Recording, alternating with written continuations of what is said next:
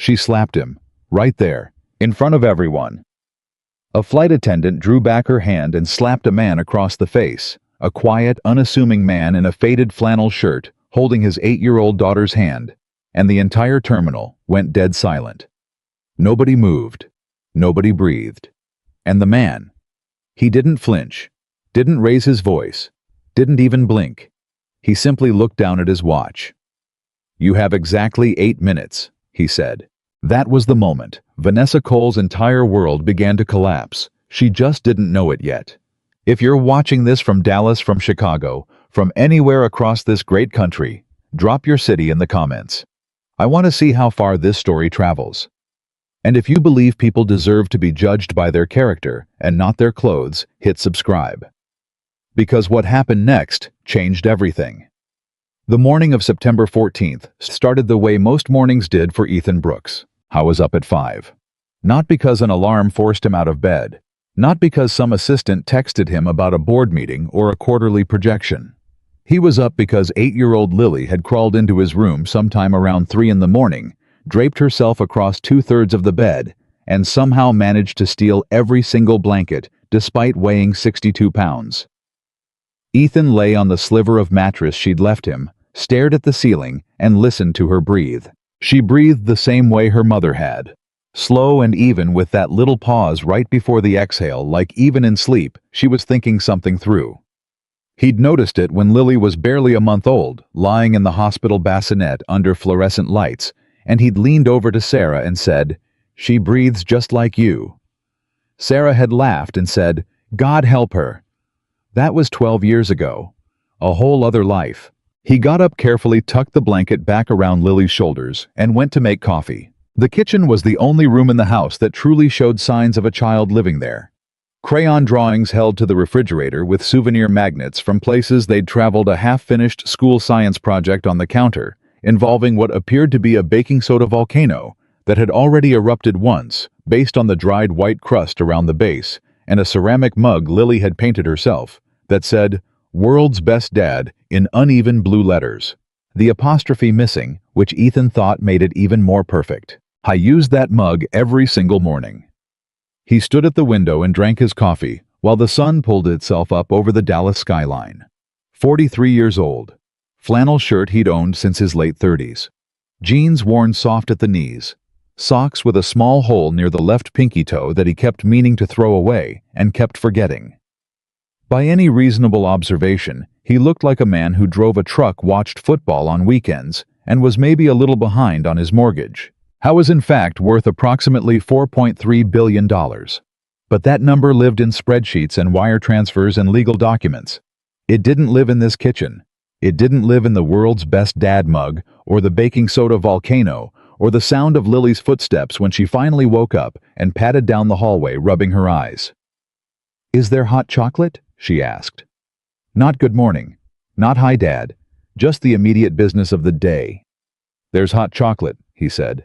She climbed onto the counter stool and watched him make it, real cocoa, whole milk, a pinch of cinnamon the way her mother used to make it, and she kicked her feet absently against the cabinet while she waited. "Are we really going today?" she asked.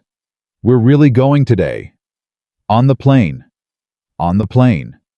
She considered this with enormous seriousness. The big plane.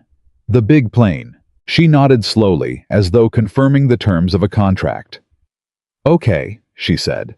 "I'm going to need to pack Elephant." Elephant was a stuffed elephant named with devastating simplicity. Elephant. He'd been with Lil since she was 2 years old. He'd survived a washing machine incident, a near drowning in a hotel pool, and one deeply traumatic afternoon when he'd been accidentally left at a rest stop outside Amarillo, and Ethan had driven 40 minutes back to retrieve him while Lily sat in the back seat in absolute silent devastation. "Elephant's already in the bag," Ethan said. She looked up at him with an expression that could only be described as profoundly relieved. "You packed him." "I packed him. In the front pocket." "In the front pocket." She slid off the stool and walked over and hugged him around the middle without saying anything, her face pressed into the flannel of his shirt. He put one hand on the back of her head. This was the whole world. This right here. The flight was scheduled for 10:30. Business purposes, specifically a series of meetings in Phoenix related to Skybridge Aerospace's newest partnership with 3 mid-size regional carriers. Not the kind of thing Ethan typically discussed at school pickup or during Little League games, and not the kind of thing he'd planned to explain in detail to Lily, who had already moved on from caring about the destination and was now entirely focused on whether the jet would have the kind of pretzels that came in individual foil bags. His regular flight crew, Captain Aldridge and co-pilot Marcus, along with their usual attendant Donna, who'd been with them for 6 years and called Lily Miss Brooks, in a way that made the little girl stand up straighter, had all come down with what appeared to be a shared misfortune. Aldridge had texted Ethan at 7 in the morning. "Stomach bug hit all 3 of us. Already arranged substitute crew through Pacific Air Services. Cleared through your operations team." "I'm sorry, Ethan. Really sorry." Ethan had texted back. "Feel better. Don't worry about it." He'd thought nothing more of it. He should have. The private aviation terminal at Dallas Executive Airport occupied a different universe from the main commercial gates. Quiet, climate-controlled, a reception desk with fresh flowers, leather chairs, a coffee maker that actually worked. Ethan walked in at 9:50, carrying a worn black backpack over one shoulder and holding Lily's hand. She had her hair in 2 braids. He'd gotten better at braids over the past 3 years, though. Better was a relative term, and she was wearing her favorite purple jacket and her sneakers with the light-up soles that she claimed were for children, but Ethan secretly found delightful. The woman at the reception desk looked up and smiled. "Good morning. Name, Ethan Brooks." She typed, found it, nodded. "You're all set, Mr. Brooks. Crew's already aboard. Gate 3. Lily tugged his hand. "Can I walk ahead?" "Stay where I can see you." She understood this to mean yes, and moved 3 steps ahead of him, with the particular energy of a child who has been granted a small independence. They crossed the tarmac. The Gulf Stream, G700, sat on the apron, like something from a different century. $72 million of aerospace engineering. Gleaming white in the September morning sun, twin Rolls-Royce engines ready, tail number N817EB stenciled precisely below the empennage. Ethan had bought it 14 months ago, primarily because his previous aircraft had developed a hydraulic issue that his chief pilot deemed unacceptable for transporting his daughter, and Ethan had agreed without hesitation. The decision had taken approximately 15 minutes.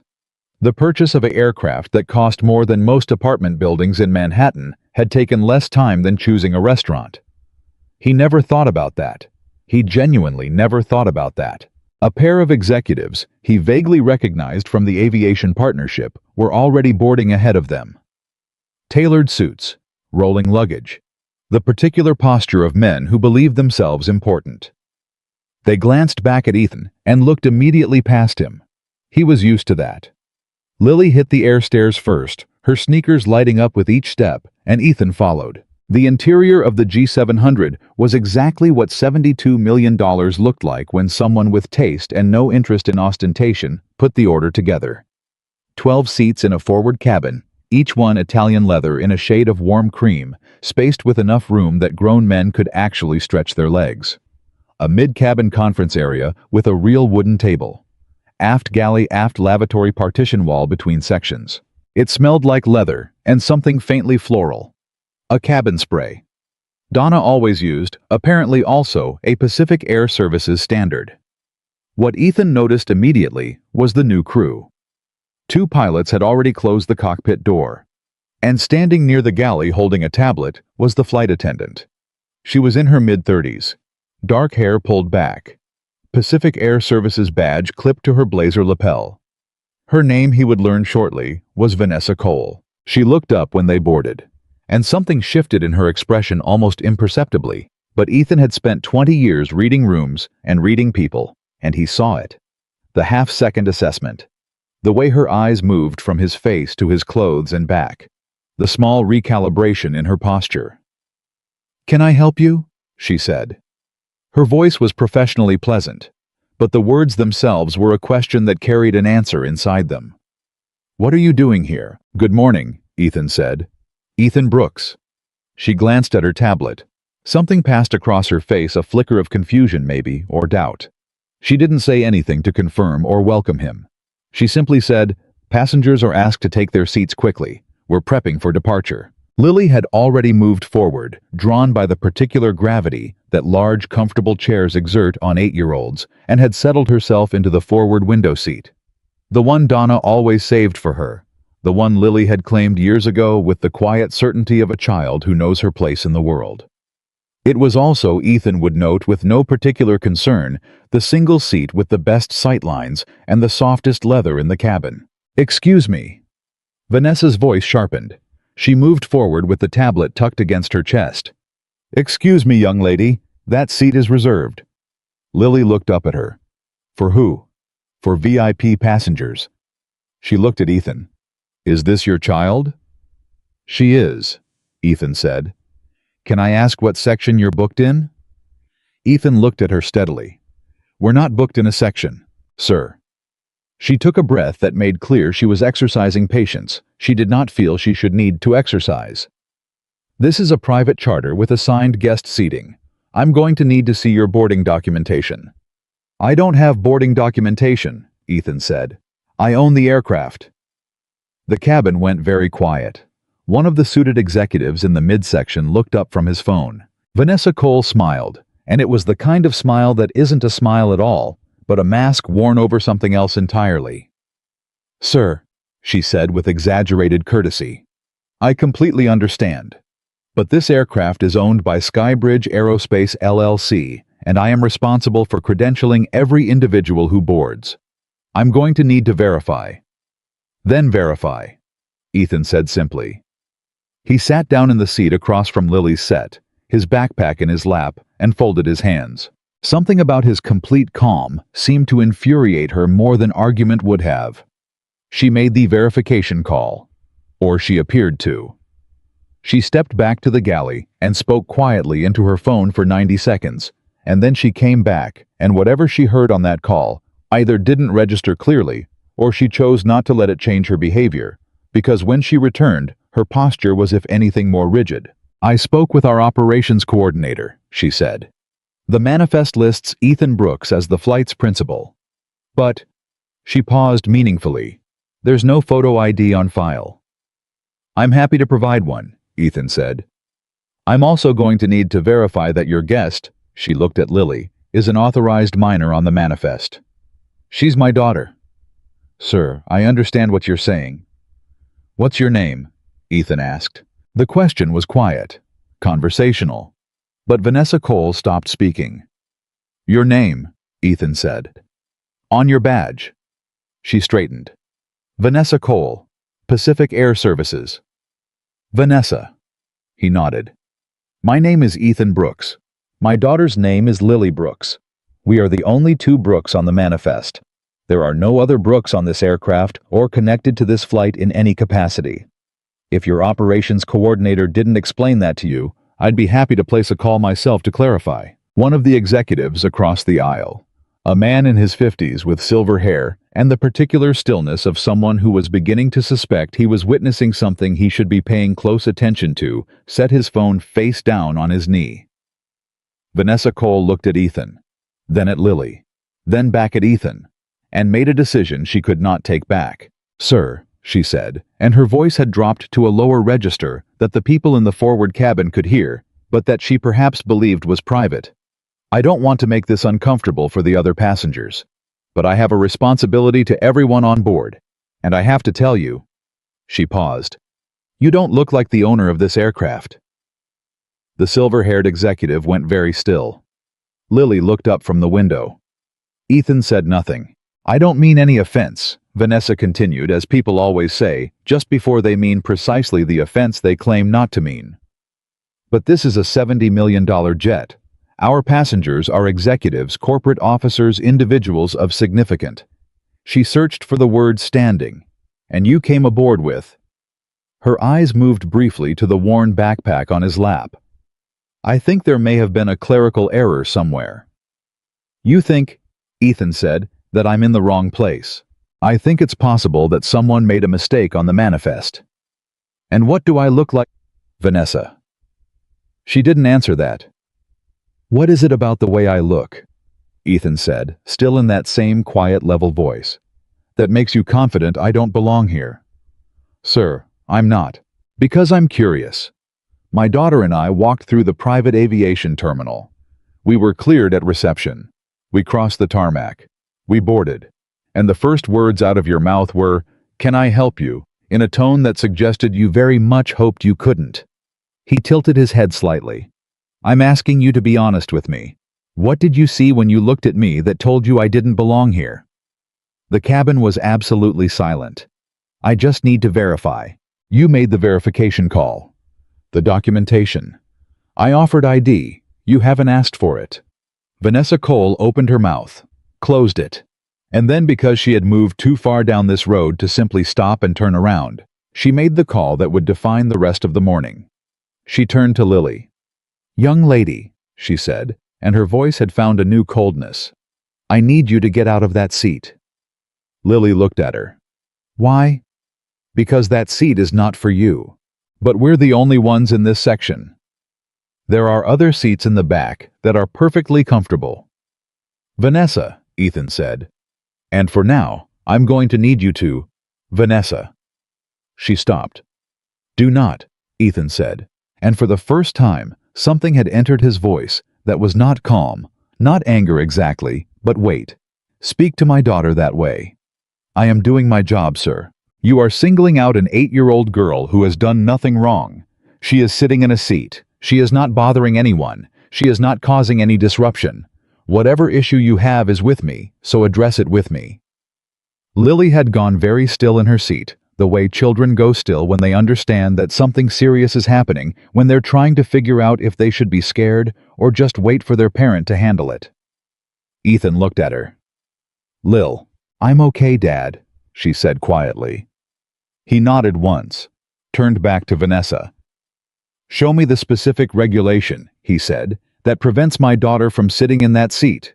The specific regulation. From Pacific Air Services or the FAA.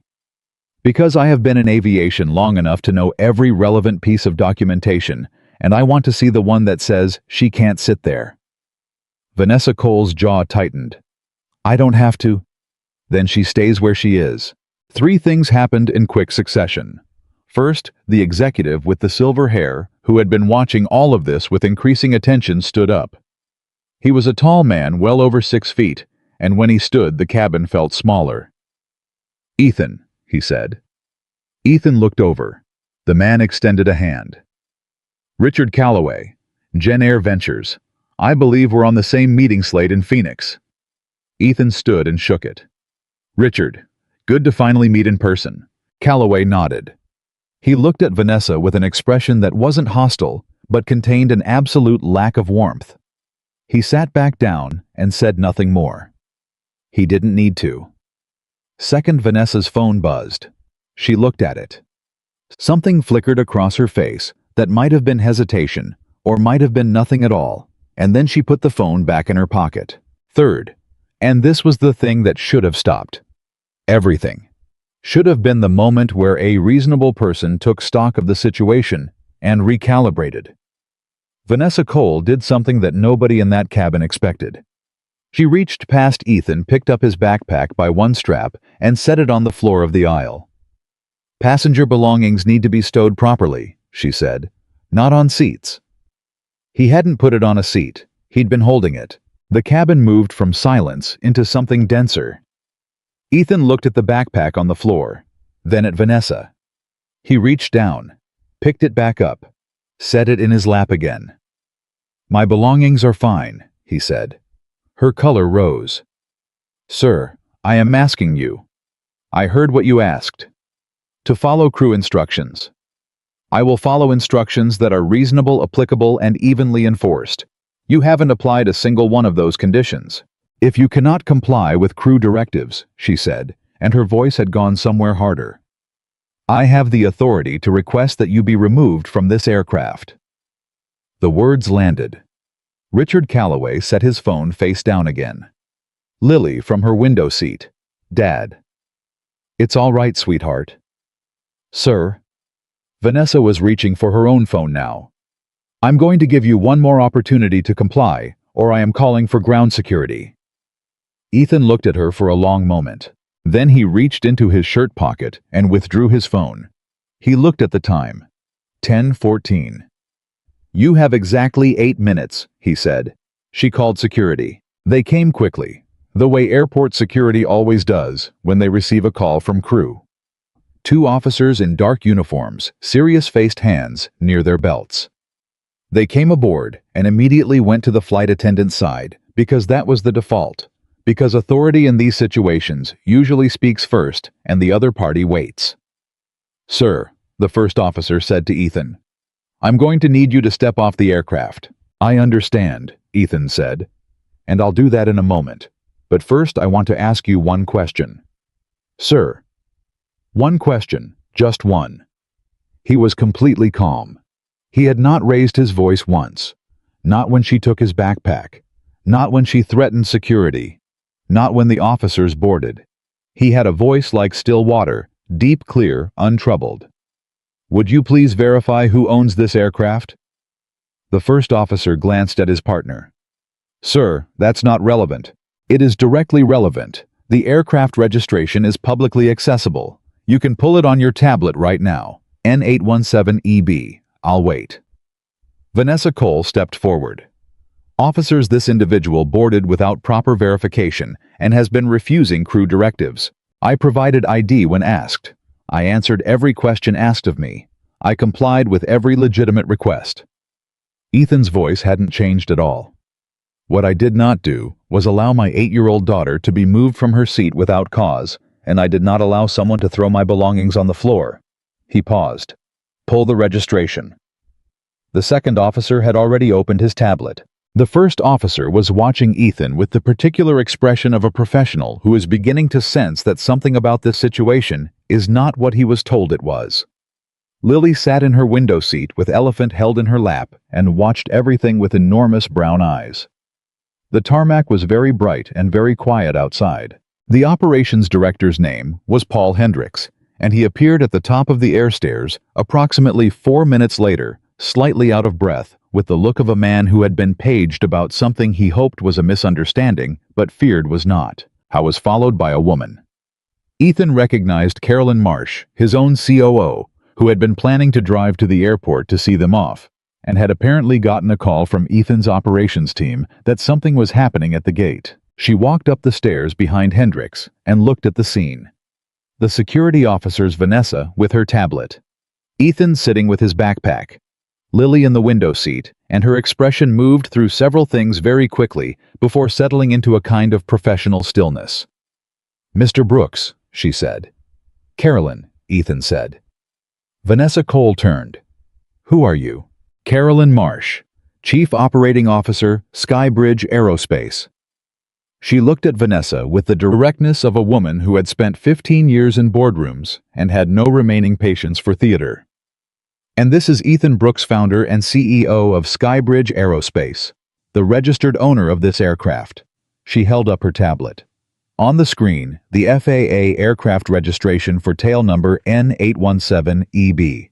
Owner of record Skybridge Aerospace LLC.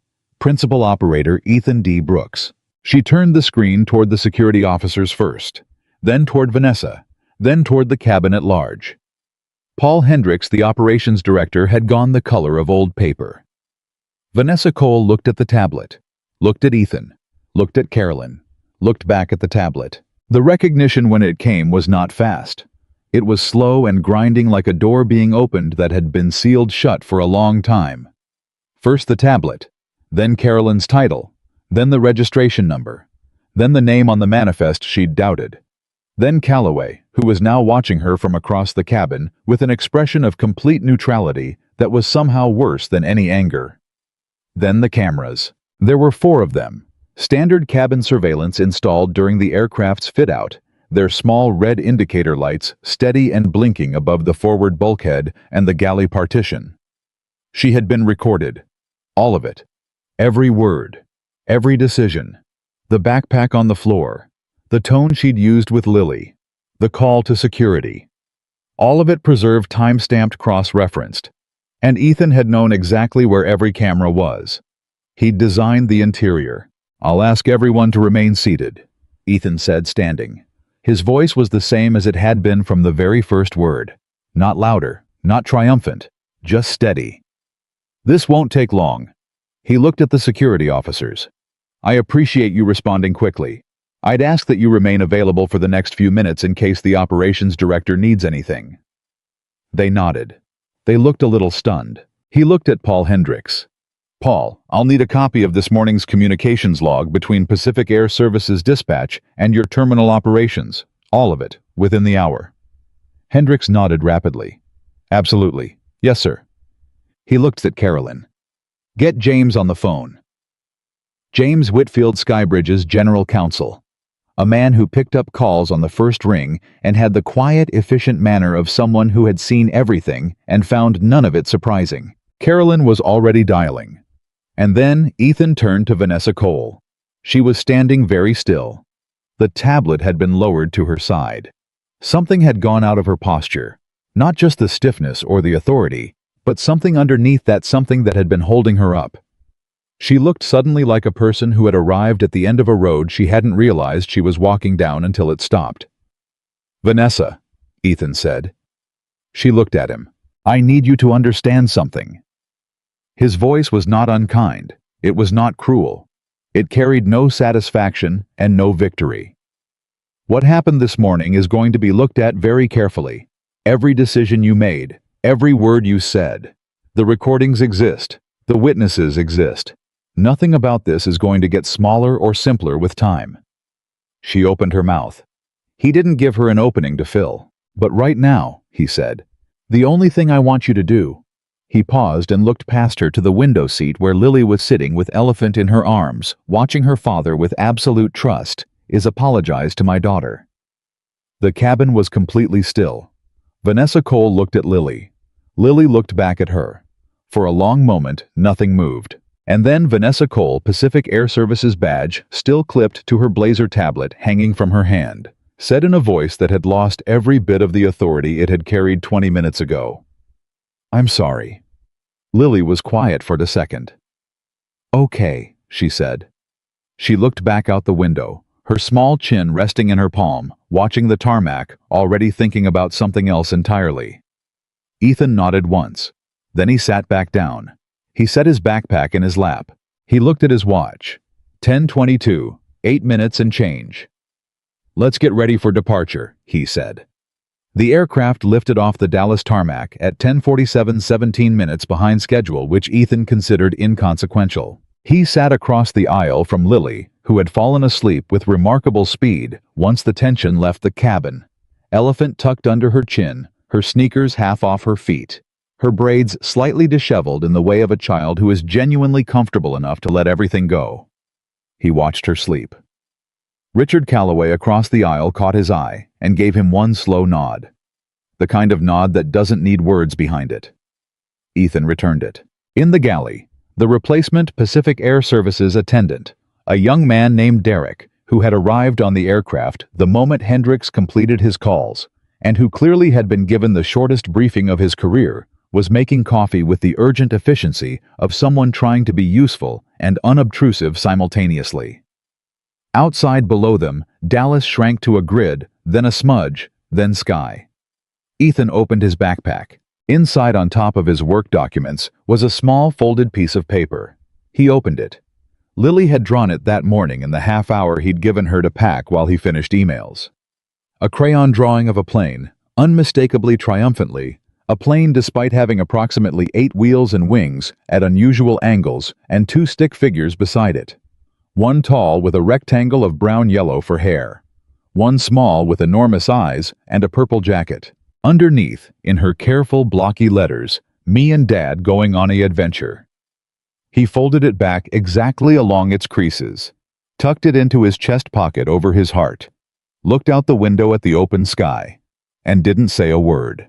What Ethan didn't know at 10:47 on that September morning was that 3 of the 4 cabin cameras had been transmitting footage to the airport's operations server in real time. He didn't know that Paul Hendricks, deeply shaken and deeply aware of his own institution's liability, had already forwarded that footage to his director before the aircraft reached cruising altitude. I didn't know that Richard Calloway had spent most of the flight to Phoenix composing a message to his board of directors. He didn't know that Carolyn Marsh, sitting in her car in the airport parking garage with James Whitfield on speaker, had already used the words actionable and egregious and preservation notice in the same sentence. And he didn't know, couldn't have known that Lily, asleep in the window seat with elephant under her chin, was dreaming about something that made her smile. That small, private smile that looked exactly like her mother's. He would have settled for knowing that. But the rest of it was already in motion.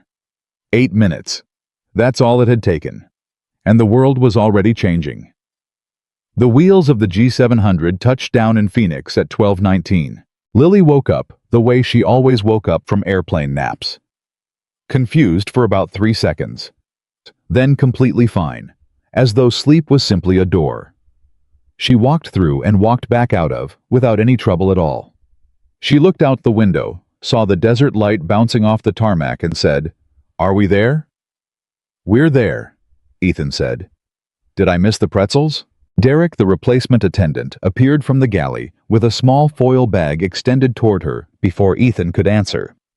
The young man had spent the entire flight being aggressively helpful in the way of someone who understood without being told explicitly that the morning had not gone well and that small kindnesses were the only currency he had to offer. Lily accepted the pretzels with great solemnity. "Thank you." "You're welcome, Miss Brooks." She looked at Ethan. He shrugged slightly. She turned back to the window and ate her pretzels and watched the ground crew approach, and whatever had happened that morning at the Dallas terminal was for her already in the category of things that had simply occurred and been handled and no longer required active thought. Ethan wished not for the first time that he could borrow that quality from her. He pulled out his phone. 14 messages. 3 from Carolyn. 2 from James Whitfield. 1 from Paul Hendricks. 1 from a number he didn't recognize with a Dallas area code. The rest from his operations team, stacking up with the efficient urgency of people who had been told something was happening and wanted to be positioned correctly relative to it. He read Carolyn's first. The first one said James has issued a preservation notice to Pacific Air Services and Dallas Executive Airport. All recordings secured. The second one said, Calloway called me from the air. He wants to talk before the Phoenix meetings. His words, "What happened this morning changes some things." The third one said, "Also, it's already online." He stared at that last message for a moment. Then he put the phone in his pocket, helped Lily gather Elephant and her jacket, and walked off his airplane. Whatever was coming could wait 20 minutes. His daughter wanted to find a bathroom and then get lunch, and in that order, and those were the only 2 priorities that mattered right now. The rest of the world would still be on fire when she finished her sandwich. It always was. 3 weeks earlier. Ethan Brooks had been sitting in a hospital waiting room in Dallas at 2 in the morning. Not because he was sick, but because his company's head of structural engineering had suffered a heart attack at 51 years old.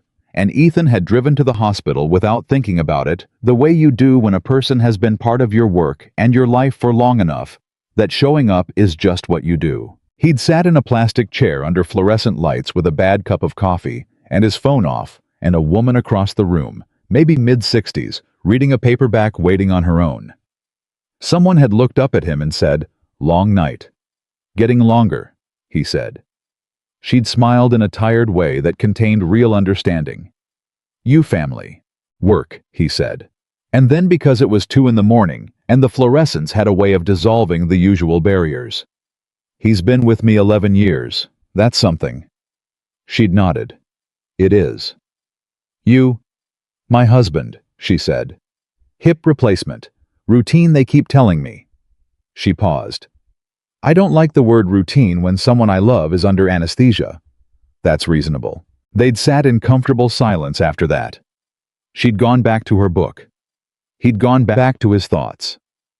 When the surgeon came out at 3:15 and told Ethan that Marcus Delaney was stable and would be fine, the woman across the room had looked up from her paperback and caught his eye and given him a small nod as if she'd been waiting with him and was relieved along with him. He'd driven home in the dark, thinking about the particular invisibility of being someone who existed in certain contexts without any of the markers that context usually required.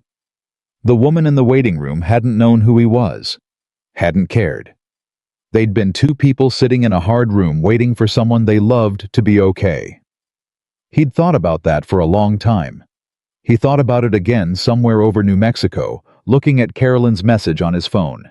It's already online. Something about those words sat heavy. Because Ethan knew what already online meant. He'd seen it happen to other people, other situations. A clip. A moment. Extracted from context, compressed to 90 seconds, given a headline, and released into the current. And then the current took it wherever it was going to go, and you could not get ahead of it no matter how fast you ran. He wasn't sure yet whether that was a disaster or not. He wasn't sure yet what he wanted. He folded the phone back into his pocket and watched Lily eat her pretzel. His name was Ethan David Brooks, and the public version of his biography could be summarized in 3 sentences. He was 43 years old. He had founded Skybridge Aerospace 8 years ago, and his company was currently valued at approximately $6.7 billion. What the public version left out was everything that actually mattered. He'd grown up in Odessa, Texas, which is one of those places that builds a certain kind of person if you let it, hard-working, plain-spoken, deeply suspicious of pretension in any form. His father had worked the oil fields. His mother had worked the school district's administrative office. They'd been comfortable but not wealthy, practical but not without warmth. They'd taught him that a man's worth was what he did, not what he wore, and that the quickest way to lose people's respect was to act like you'd already earned it. He'd gotten a scholarship to UT Austin, studied aerospace engineering because it was the hardest program he could find, and he wanted to be forced into excellence. Graduated 3rd in his class. Took a job at a regional carrier maintenance facility, and spent 3 years learning what aircraft actually needed from the ground up, not from a textbook, not from a simulation, but from being the person on the floor with a wrench in his hand, figuring out what broke and why.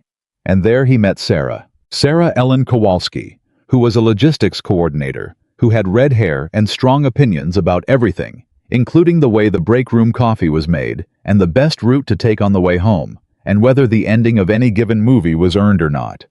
Who could read a room in 15 seconds and a person in 30? Who laughed at things that were genuinely funny and didn't pretend to laugh at things that weren't, which Ethan had found at 26 years old to be one of the most extraordinary qualities a person could possess. He'd fallen for her with a completeness that surprised him. He was not by nature a man who went quickly into anything. He thought things through. He measured. He evaluated from multiple angles. With Sarah, none of that happened. He simply arrived at certainty. They were married on a Saturday in October, outdoors, under a sky that started cloudy and cleared an hour before the ceremony, which Sarah took as a sign, and Ethan took as a favorable meteorological outcome, and they'd argued affectionately about this distinction for the rest of their marriage. Lily arrived 4 years later. Skybridge arrived 1 year after that. The idea had come from a problem he'd been thinking about for years, a specific inefficiency in how mid-size carriers managed their maintenance scheduling systems, a gap between what the software promised and what the mechanics actually needed, and Ethan had a solution. Not a theoretical solution. A built one. He'd worked on it at the kitchen table after Lily was asleep, Sarah sitting across from him with her own laptop. Both of them working in the same quiet room, occasionally looking up to say something, or share something, or just be in the same space without needing to fill it. He'd launched Skybridge with a 6-person team and a lease on a windowless office in a business park outside Dallas. Within 18 months, they had 12 carrier clients. Within 3 years, they had government contracts. Within 5 years, they had become the fastest-growing aviation technology company in the United States. He'd never moved out of the house they'd started in. He'd never changed how he dressed. He'd thought about it once. A consultant had recommended a rebranding initiative that included, for reasons Ethan couldn't entirely follow, suggestions about his personal presentation. Something about investor perception. Something about visual authority. He'd listened to the entire pitch and then said very politely that he'd think about it, and then he'd thought about it for approximately 30 seconds and moved on. Sarah had found the pitch deck in his bag later that week and read the slide about personal presentation and laughed for a long time. Visual authority, she'd said. "Eth, you just closed a $40 million contract in that flannel shirt." "The flannel shirt is lucky," he said. "The flannel shirt is 13 years old. That's why it's lucky." She'd kissed him on the cheek and gone back to whatever she was doing, and he'd felt in that moment like the luckiest man in Odessa, or Austin, or Dallas, or anywhere, which was not a feeling he took for granted or ever got used to. Sarah had been diagnosed 11 months later, pancreatic cancer stage 3, discovered during what should have been a routine scan for something entirely unrelated. The specific cruelty of medicine being that it delivers the worst news most efficiently when you least expect it. They'd sat in a white office with a doctor who was as kind as the situation permitted, and Sarah had held Ethan's hand and asked very clear, very specific questions, staging timeline options, statistics, because that was who she was. She gathered information. She made decisions with information. She did not fall apart in front of others, even when she needed to. She'd fallen apart later at home, sitting on the bathroom floor with Ethan beside her, and he'd held her and said nothing, because nothing was the right thing to say, and she'd cried in a way he had never heard her cry before, and then she'd pulled herself together with a completeness that broke his heart all over again, and she'd said, "Okay, tell me what we do." They'd done everything. 14 months later, on a Tuesday afternoon in March, with Lily at school and Ethan holding her hand. Sarah Kowalski. Brooks had stopped breathing. Lily was 4 years old. The year after Sarah died was the year Ethan Brooks became something he hadn't planned to become and hadn't named for a long time: a single father. It sounds simple. People use the phrase casually, as though it describes a logistical arrangement. What it actually describes is the experience of being one person doing the work of two every single day, without the person who made the other half of that partnership what it was. Without someone to hand things off to when you were exhausted. Without someone to catch what you missed. Without someone to sit across from at the kitchen table at night and just be in the same room with both of you. Tired, both of you grateful for the quiet. He learned to do Lily's hair. Badly at first, then less badly, then eventually well enough that her kindergarten teacher complimented it, which he considered a significant professional achievement. He learned which foods she would eat on bad days and which ones she rejected on good days, which was a system with no logic, but absolute internal consistency. He learned the specific words she needed to hear when she was scared, which were not always the words that seemed most comforting from the outside. He learned when she needed to talk and when she needed silence, and the particular difference between a bedtime cry that required intervention and one that would work itself out if he simply sat on the floor outside her door and let her know he was there. He carried all of it. The way you carry things you didn't choose, but wouldn't put down for anything in the world. Skybridge kept growing because the work was good and the team was exceptional, and because frankly working was something Ethan could do at night after Lily slept. And nights were the hours when the house got quiet, in a way that he was still 3 years later learning to live inside of. So he worked. He solved problems. He built things. He returned calls and reviewed contracts and made decisions. And somewhere in the middle of all of that, the company went from valuable to very valuable, to something that financial press described with words like behemoth and disruptor. And the most important company in commercial aviation technology that most people have never heard of. Most people had never heard of it because Ethan Brooks did not seek profile. He gave very few interviews. He attended conferences when the work required it and skipped them when it didn't. He flew his own aircraft, but he didn't talk about it. He owned a house worth considerably more than he'd paid for it, but it was the same house with the same crayon drawings on the refrigerator and the same worn couch and the same kitchen table where Sarah had sat across from him with her laptop while he built the thing that had become all of this. He kept all of it exactly as it was.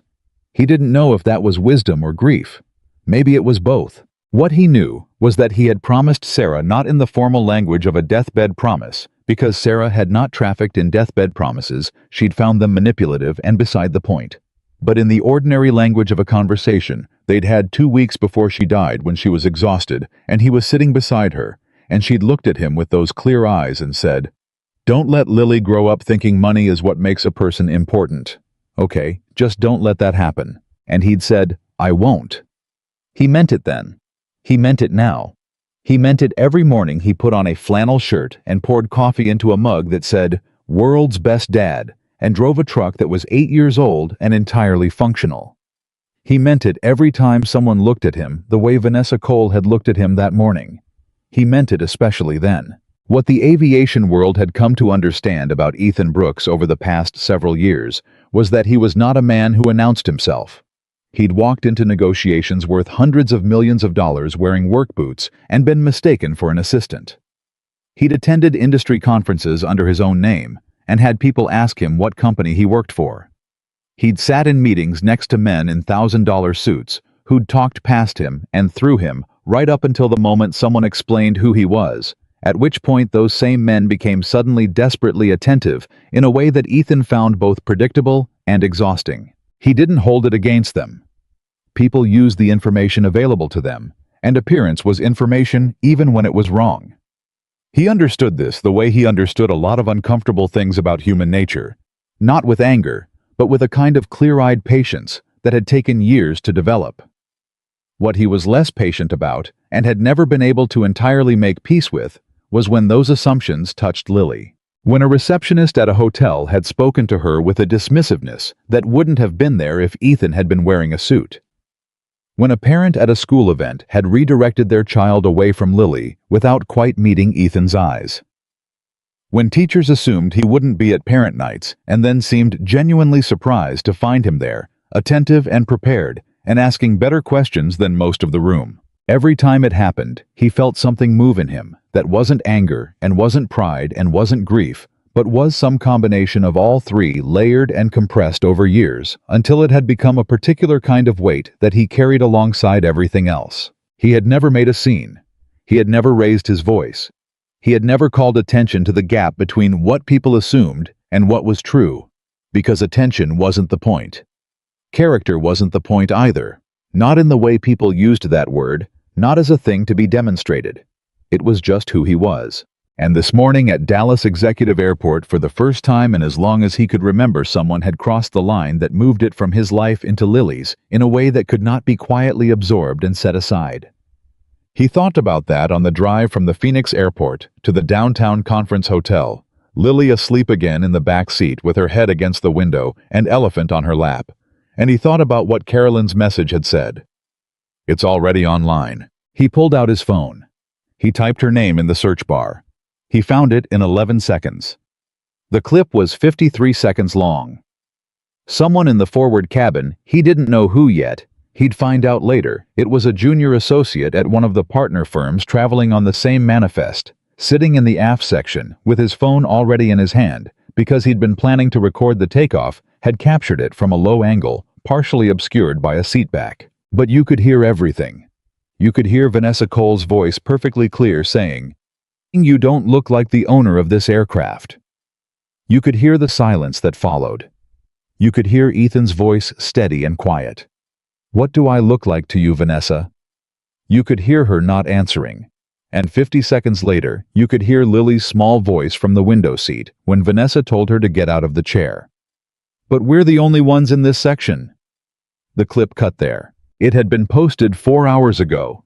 It had 11 million views. Ethan put the phone down on his knee. He looked at the back of the driver's headrest. He thought about 11 million people watching 53 seconds of his morning and drawing conclusions from it. Right? Conclusions probably or mostly right, but conclusions built on a fragment, a sliver, a moment stripped from the hours and years that surrounded it. I thought about what those 11 million people didn't know. Didn't know about Sarah. Didn't know about Odessa. Didn't know about the hospital waiting room at 2 in the morning, or the crayon drawing in his chest pocket, or the 11 years with Marcus Delaney, or the conversation about flannel shirts and lucky things. Didn't know about Lily's braids, which had taken him an entire winter to learn. He looked at her in the back seat. She was still asleep.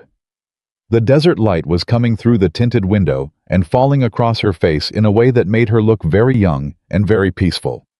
And he thought, not for the first time, and not for the last, that she looked like her mother. He put the phone away. He would deal with all of it.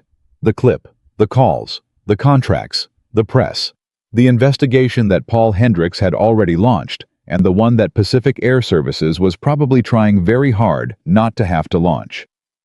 He would deal with James Whitfield's legal memo and Richard Calloway's board message, and whatever conversation needed to happen about Vanessa Cole, and the consequences of a 53-second clip that had caught fire before noon. He would deal with all of it. But first, his daughter was asleep in the back seat, and the hotel was 10 minutes away, and she would want lunch when she woke up, and he'd promised her a pool if the Phoenix weather held, which it appeared it would. Some things came before the rest.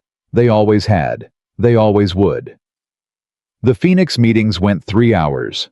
Ethan arrived precisely on time, shook hands in a corridor, sat at the head of a table he hadn't arranged to sit at, but had been given nonetheless, and worked through the agenda with the methodical focus that his team had come to describe as his greatest professional asset and his most unsettling personal quality. The ability to be completely present in the room he was in, while apparently keeping track of every other room simultaneously. Calloway was there.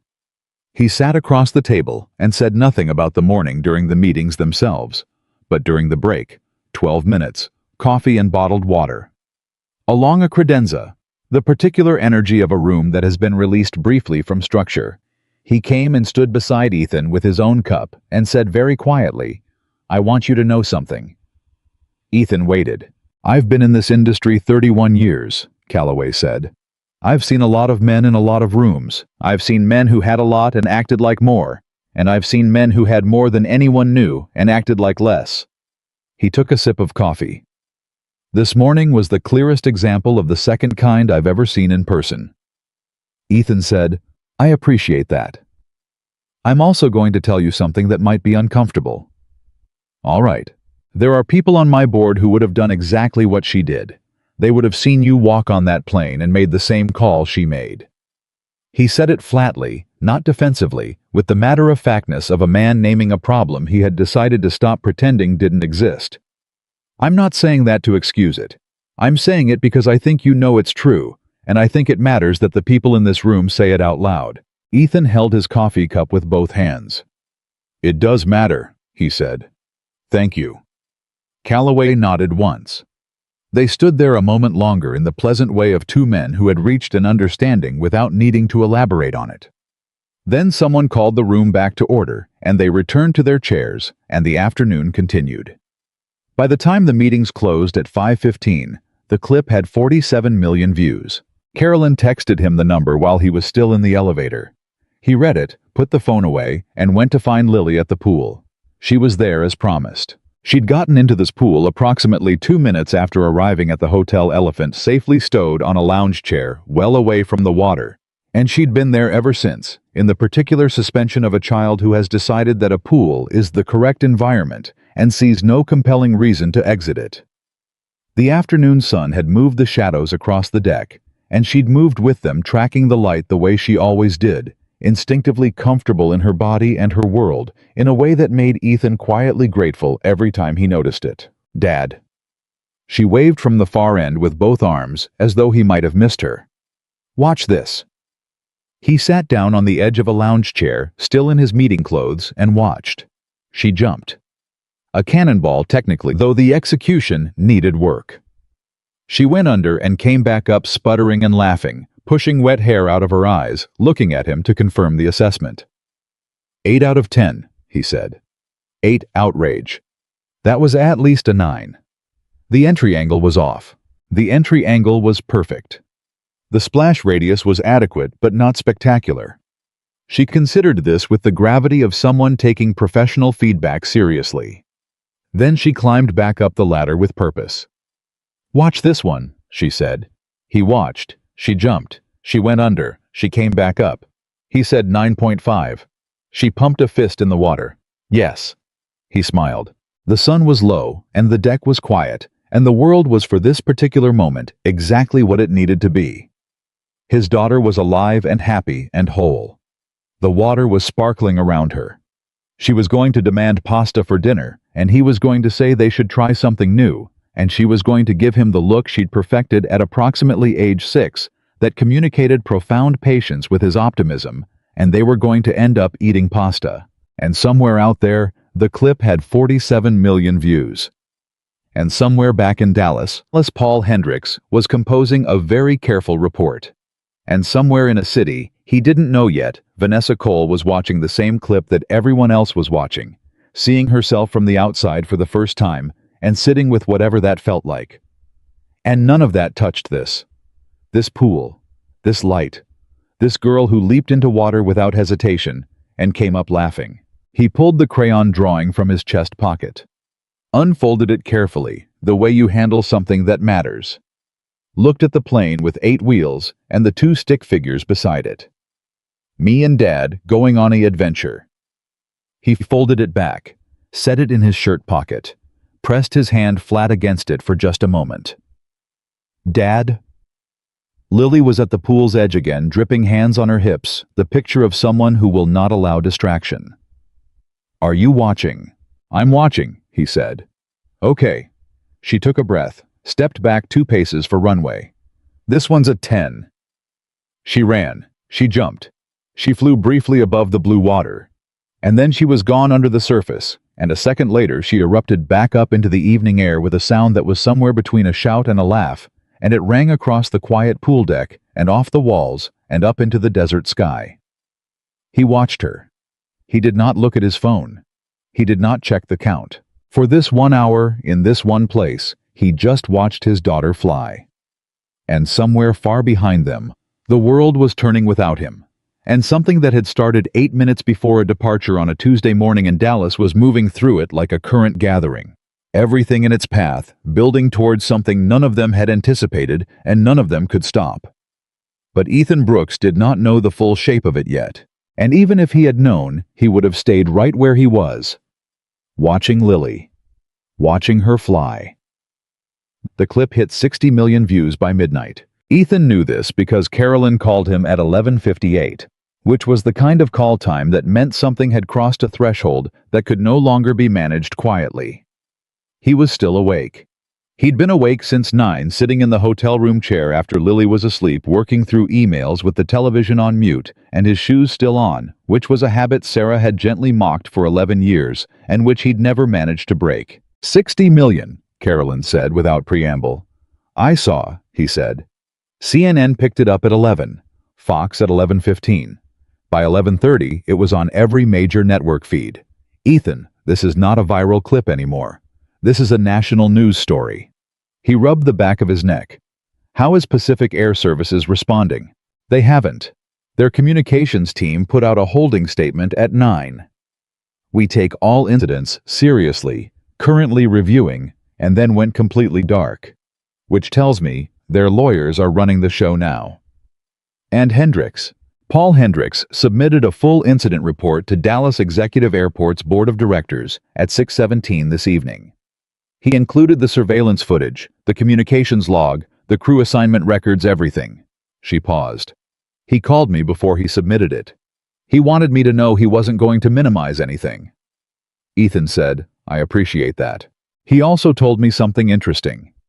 Her voice shifted slightly, taking on the particular quality it got when she was about to deliver information she'd spent time organizing. The crew reassignment this morning was not routine. Your regular crew called in sick, which is documented. But the Pacific Air Services dispatch assigned Vanessa Cole to this specific flight, even though she was second on the availability rotation. Someone else was first. A man named Terry Walsh, 12 years with the company exemplary record. He was passed over. Ethan was quiet for a moment. Why? He said. Hendricks is still working on that.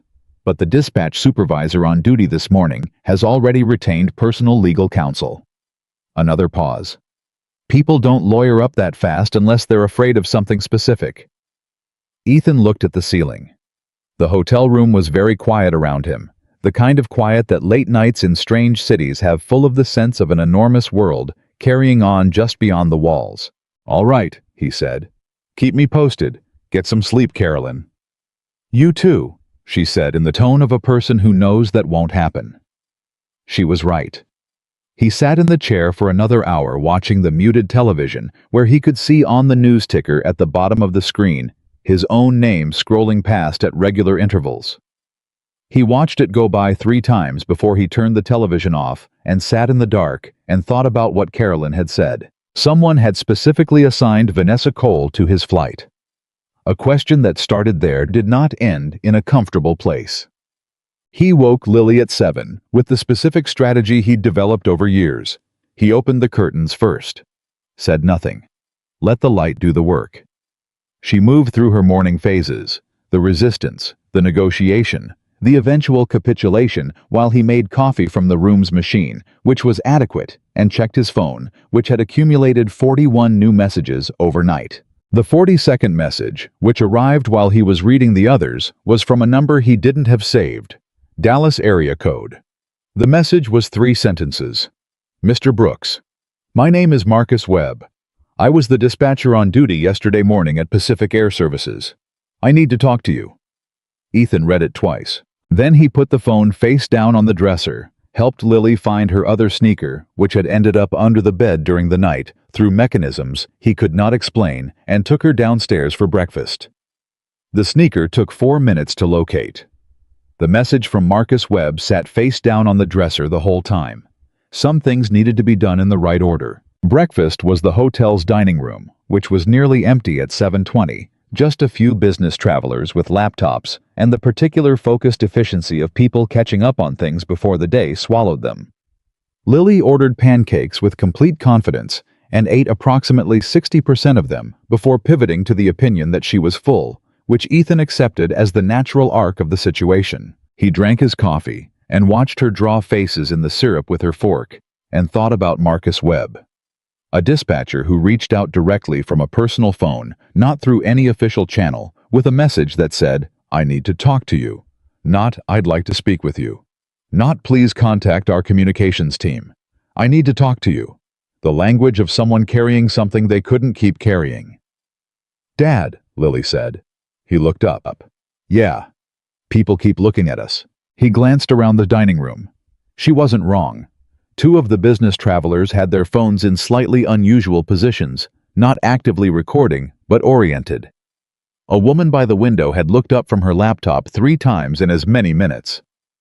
The hostess near the entrance had the careful non-expression of someone who recognized a face and was working to seem as though they hadn't. 60 million views. His daughter, who had no idea what 60 million meant, in human terms, watched him with the clear-eyed assessment of a child who understood something was different without knowing exactly what. It's because of yesterday, he said. She considered this. The lady on the plane. Yeah. People saw it. A lot of people saw it. She looked around the room once more without alarm, with the appraising calm he'd watched develop in her since she was very small. Are you famous now? She asked. He almost laughed. No, he said. Something happened and people are paying attention to it. That's different. How? He thought about how to explain the difference between fame and attention to an 8-year-old at 7:30 in the morning over pancakes. Famous is when people know who you are, he said finally. Attention is when people care about something that happened. What people care about right now isn't me. It's what happened to us. That's different. She turned this over. Is it bad? I don't know yet. But you'll figure it out. Yeah, he said. I'll figure it out. She accepted this and went back to drawing faces in the syrup, satisfied the way she always was when he gave her an honest answer instead of a reassuring one. She'd been able to tell the difference since she was 5 years old. He'd stopped offering the reassuring ones years ago. He reached for his phone, called Marcus Webb. The phone rang twice, then Mr. Brooks. The man's voice was in his late 40s, Ethan guessed. A deliberate steadiness to it, the kind built over effort, not temperament. Someone working to stay calm. Mr. Webb, Ethan said. Thank you for reaching out. I wasn't going to. A short pause. I spent most of last night convincing myself it wasn't my place. That the company would handle it, the investigation would handle it, that I should just keep my head down. Another pause longer. And then I watched the clip for the 3rd time and I saw that little girl in the window seat and He stopped. I have a daughter too. She's 11. Ethan waited. I was the dispatcher on duty yesterday morning, Webb said. The crew assignment for your flight was supposed to go to Terry Walsh. He was first on availability. He's senior. He's excellent. He's done VIP charters for years without a single complaint. There was no operational reason to bypass him. But someone did. My supervisor did. A man named Greg Fontaine. He came in at 8:45, looked at the manifest for your flight, and personally changed the crew assignment from Walsh to Cole. Webb's voice stayed level, but something under it wasn't. When I asked him why, he said it was a scheduling optimization, which is not a thing. That phrase means nothing in our context. It's not a category we use. Ethan looked across the table at Lily, who had moved from drawing faces to building a small architecture of creamer cups. Did he give any other reason? No. And Greg Fontaine is not a man who gives unnecessary explanations. When he makes a change and doesn't explain it, that's deliberate. Do you know what his relationship is to Vanessa Cole? A pause that lasted just long enough to confirm the question was the right one. They've worked together before. 3 years ago at a different carrier. I don't know the details. I just know they have history. Ethan let that sit for a moment. Mr. Webb, are you willing to put this in writing? That's why I called you, Webb said. I already did. I wrote it up last night. I have the dispatch log, the timestamp on the crew change, Fontaine's access record, and my own contemporaneous notes from yesterday morning. He exhaled. I just need to know where to send it. Ethan gave him Carolyn's email address. They hung up. He sat with the phone in his hand for a moment, looking at the table, feeling the shape of what had just assembled itself. A crew change made without explanation. A dispatcher who asked why and got a non-answer. A supervisor with history connected to the attendant who'd spent 20 minutes dismantling a father and daughter on their own aircraft. This had not been a bad morning that went wrong. This had been a bad morning that had been in some way he didn't yet fully understand arranged. He set the phone down. Lily looked up from her creamer cup architecture. Everything okay? Getting there, he said. She studied him for one more second, then went back to her construction project. He drank his coffee. Let it get there. By 9:15, James Whitfield had read Marcus Webb's email, the attached dispatch log, and the timestamp records, and called Ethan with the precise, unhurried voice of a man who had stopped being surprised by human behavior several decades ago, but had not stopped being thorough about it. The crew change is documented, James said. Fontaine's name is on the log. The timestamp is 8:47, which is 43 minutes before your scheduled boarding. The change was made after your flight manifest was already in the system, meaning whoever made it knew who was on that flight before they made the change. They knew it was my aircraft. They knew it was your aircraft. Ethan stood at the hotel window, the Phoenix morning bright and dry outside. What does that mean legally? It means we have grounds to expand the scope of the investigation considerably, James said. It could mean nothing beyond an internal personnel matter. It could mean something with employment law implications, and depending on what else comes out, it could mean something worse. He paused. I want to be careful about speculating before we have more. But Ethan, this does not look like coincidence. No, Ethan said. It doesn't. I'd like to have a full team on this by end of day. Do it. He hung up, called Carolyn. She answered on the first ring. I got Webb's email. James is building a team. Good. Also, Pacific Air Services just issued a new statement. He could hear her reading. They're announcing that Vanessa Cole has been suspended pending a full investigation effective immediately, and that they are cooperating fully with Dallas Executive Airport's review. They also said, she paused, they express their sincerest regret for any distress caused to Mr. Brooks and his family. Any distress caused, Ethan repeated. Yeah, their lawyers wrote that sentence, not a human being. What about Fontaine? Not mentioned. They suspended the person on camera and didn't mention the person who put her there. Correct.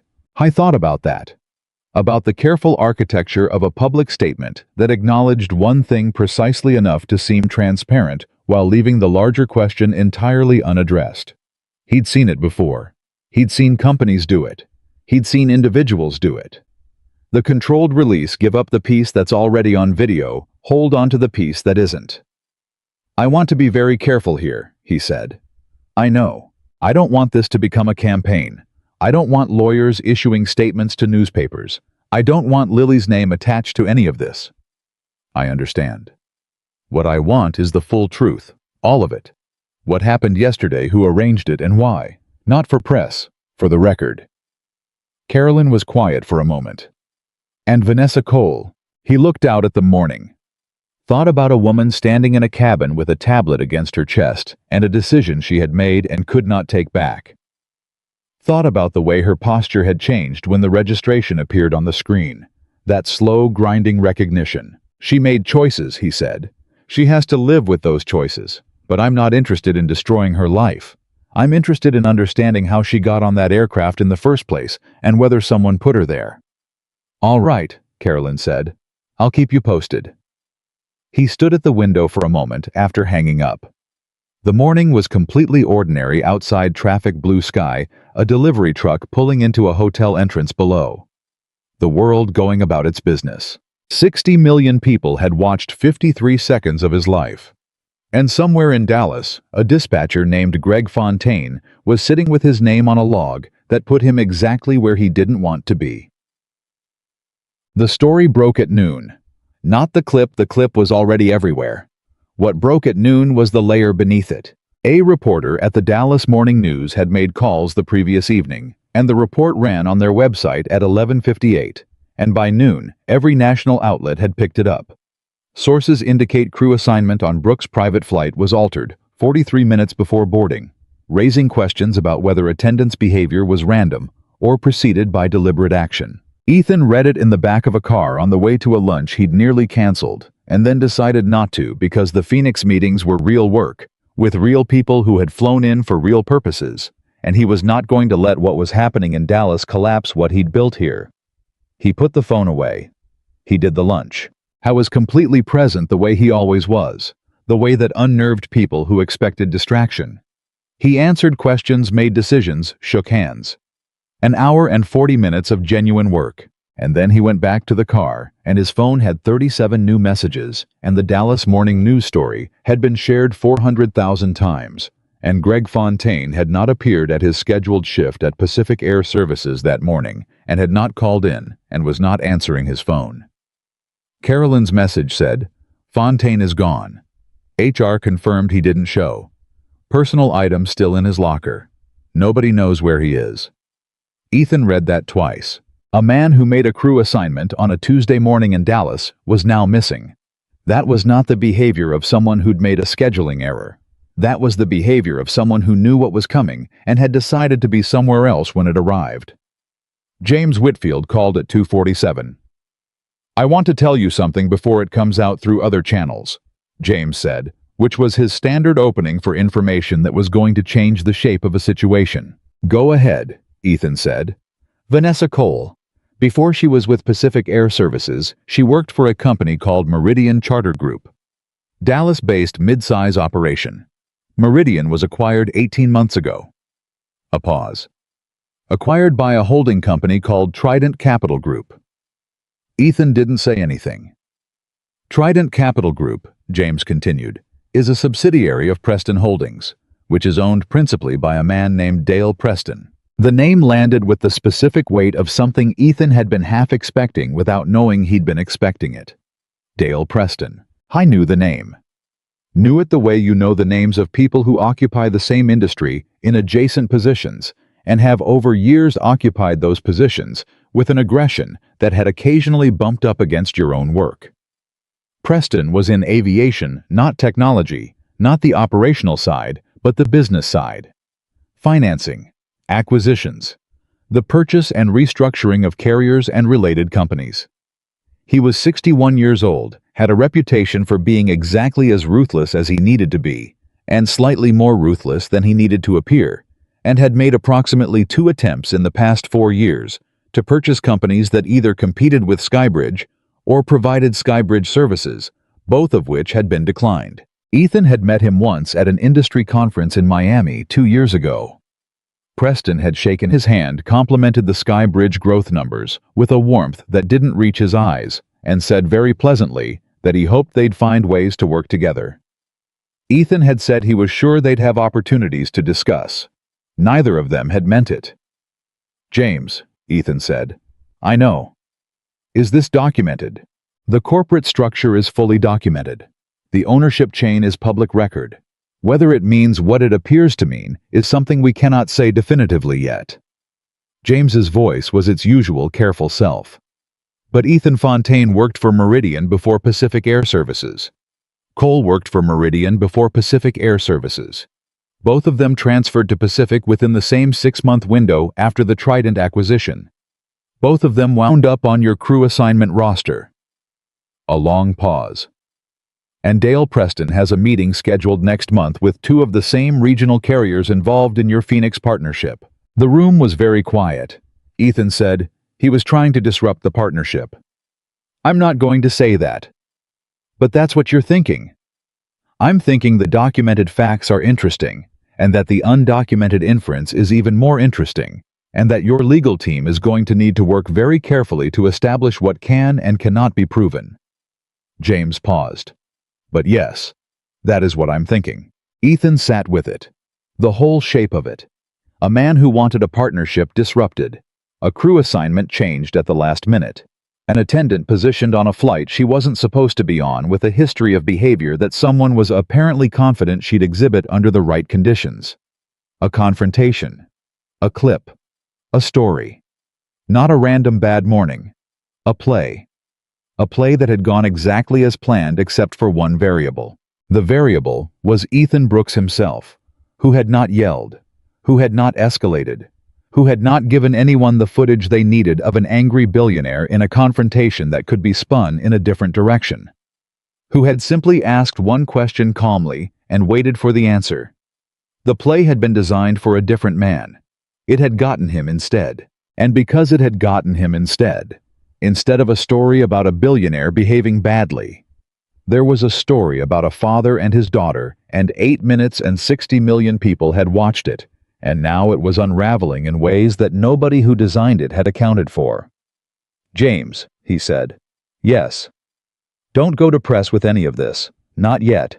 Not until we have everything that can be documented. Agreed.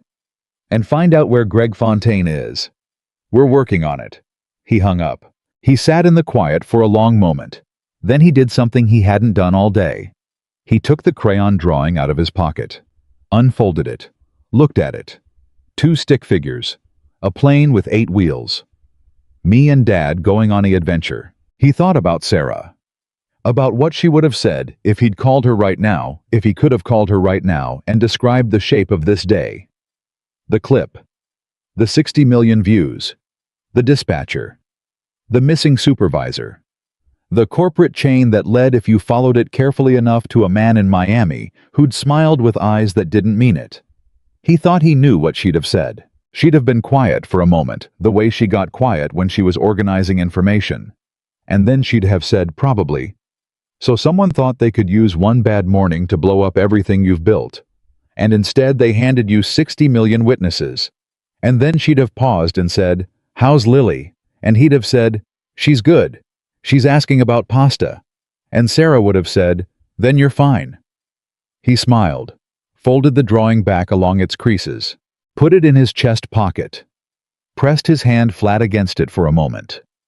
At 3:15, Lily called him from the hotel room, where the babysitter he'd arranged through the hotel concierge was keeping her company with a movie and inevitably room service. Dad? Yeah, Lil. Can we get pasta tonight? He closed his eyes briefly. Yeah, he said. We can get pasta tonight. The good kind with the bread. With the bread. Okay. A pause, and then, in a completely different register, quieter, Dad the babysitter was watching the news, and I saw your name on it. He was quiet for 1 second. I know. Is it bad? It's complicated. But are you okay?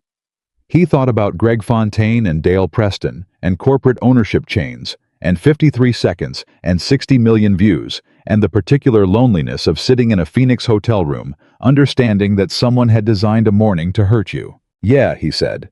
I'm okay. Promise. Promise. Another pause. In the background he could hear the movie, some kind of animated film voices and music. Lily's world continuing on its own track, rich and safe and completely separate from the one he was navigating. "Okay," she said. "The bread place closes at 9, so don't be too late." "I'll be there by 7. 7:15, she said, the negotiator. 7:15, he agreed. She hung up. He looked at the phone in his hand for a moment. 7:15. The bread place. Pasta with the good bread. A babysitter watching a movie with his daughter, while the world outside the room assembled a case that was going to go places none of them could fully see yet. He stood up, put on his jacket. Had 3 more calls to make before 7:15, and he was going to make all of them, and he was going to be at that restaurant with the bread by the time he'd promised. That was the thing about being a father, about being this specific father in this specific life. The deadline that mattered most was never the one set by lawyers or investigators or 60 million strangers on the internet. It was always the one set by the 8-year-old waiting for pasta. He picked up the phone, made the calls, kept the deadline. And somewhere in Dallas, in an office that was going to look very different in 72 hours, in a corporate structure that was beginning to show its seams in a story that had started with 8 minutes and a slap, and had grown into something its architects could no longer control. The unraveling continued without him. It didn't need him anymore. It had its own momentum now, and momentum in his experience always went somewhere. Always. Greg Fontaine surfaced on a Thursday. Not dramatically. Not with lawyers or press statements or the kind of orchestrated surrender that guilty men sometimes arrange when they've calculated that coming forward on their own terms is better than being found. He surfaced. Frightened people usually surface badly, suddenly, and in a way that made everything worse for everyone, including himself. He walked into a Denny's in Shreveport, Louisiana at 7:40 in the morning, 3 days after his name appeared in the Dallas Morning News, and 2 days after his photograph had been shared across social media, alongside the words, "Investigators are seeking to speak with this individual in connection with the Brooks aviation incident." He sat in a corner booth, ordered coffee, and called his wife. His wife, who had spent 72 hours fielding calls from her mother and her sister, and 2 neighbors, and the parents of her daughter's soccer teammates, all of whom had seen the news, listened to him say he was in Shreveport, and said with a quietness that carried more weight than any raised voice could have, "Come home, Greg. Whatever you did, come home." He was back in Dallas by 4 that afternoon. By 4:30, he had retained an attorney. By 5, James Whitfield knew he was back. By 6, Ethan knew. He was in his home kitchen when Carolyn called, standing at the counter making the baking soda volcano functional again, because Lily had decided Wednesday evening that the science project needed a second eruption and had been patient about waiting until he had a free moment, which had finally arrived tonight, Thursday, 7 days after a Tuesday morning that had rearranged the landscape of several people's lives. "Fontaine's back," Carolyn said. "I heard." James had texted him 11 minutes earlier. He lawyered up. Smart. His lawyer called James this afternoon. "Fontaine wants to cooperate. Full cooperation," he says, "in exchange for consideration on any civil claims we might pursue." Ethan measured baking soda into a small cup. What does James think? James thinks Fontaine is scared and is trying to trade what he knows before someone else trades it first. A pause. Which means there's something worth trading. Meaning Dale Preston. That's James's read. Lily appeared in the kitchen doorway in her pajamas, technically past her bedtime, but operating on the flexible schedule that end-of-week evenings allowed. She looked at the volcano components on the counter, and her face arranged itself into the expression of someone arriving exactly when they intended to. "Hold on a second," Ethan said into the phone. He looked at Lily. 10 minutes. I'm almost done." She nodded with the dignity of someone granting a reasonable extension and retreated back down the hallway. "Sorry," he said to Carolyn. "Don't apologize, you're making a volcano." He could hear something warm in her voice under the professional efficiency. "Ethan, James wants to know how you want to handle Fontaine." "What are the options? We can refuse cooperation and let the airport and Pacific Air Services investigations handle him independently. We can agree to cooperation and use his testimony to build the larger case against Preston. Or we can do both, agree to cooperation, but make clear that it doesn't affect whatever decisions other parties make. He poured vinegar into the papier-mâché mountain Lily had built with her art teacher 2 weeks ago, watched the volcano bubble aggressively, and then subside. "Tell James to listen to what Fontaine has to say," Ethan said. "Don't make any agreements yet. I want to know what he knows before we decide what it's worth." "Understood." "And Carolyn, find out what Preston's lawyers are doing." "Already on it." A brief pause. "For what it's worth, the Dallas Morning News called again. 3rd time this week." "Same answer." "No comment, the situation is under review." "Right." He hung up, went to the hallway, said, "Lil, volcano's ready." She came at a run. Fontaine's deposition, informal, not yet sworn, facilitated through a conference call that included his attorney James Whitfield, and a recording device took place on Friday morning at 9 o'clock. Ethan did not participate. He sat in his office on the 4th floor of Skybridge's Dallas headquarters, which was a room that looked approximately like what you'd expect of a man who had never hired a decorator and furnished his workspace the way he furnished everything else in his life, functionally, without pretension, and he worked through his regular morning while James was on the call. James called back at 11:42. "Fontaine talked for 2 hours and 19 minutes, James said. "I'm going to give you the summary, and then I'm going to send you the full transcript, and I want you to read it before we discuss next steps." "Give me the summary," Ethan said. Dale Preston approached Greg Fontaine 4 months ago, through an intermediary, a consultant named Brian Wick, who works for a firm that does quote-unquote strategic advisory services for companies in Preston's portfolio. Wick met Fontaine twice. The first meeting was casual, framed as a general conversation about industry conditions. The second meeting was specific. James's voice stayed even throughout. He had the practiced neutrality of a man who had handled enough bad things that he didn't color them with his own reaction anymore. Wick told Fontaine that an opportunity would arise involving a VIP flight, that Fontaine should ensure the crew assignment went to Vanessa Cole, and that if the morning went as anticipated, there would be benefits for Fontaine down the line. The word benefits was used without specifics. Ethan was quiet.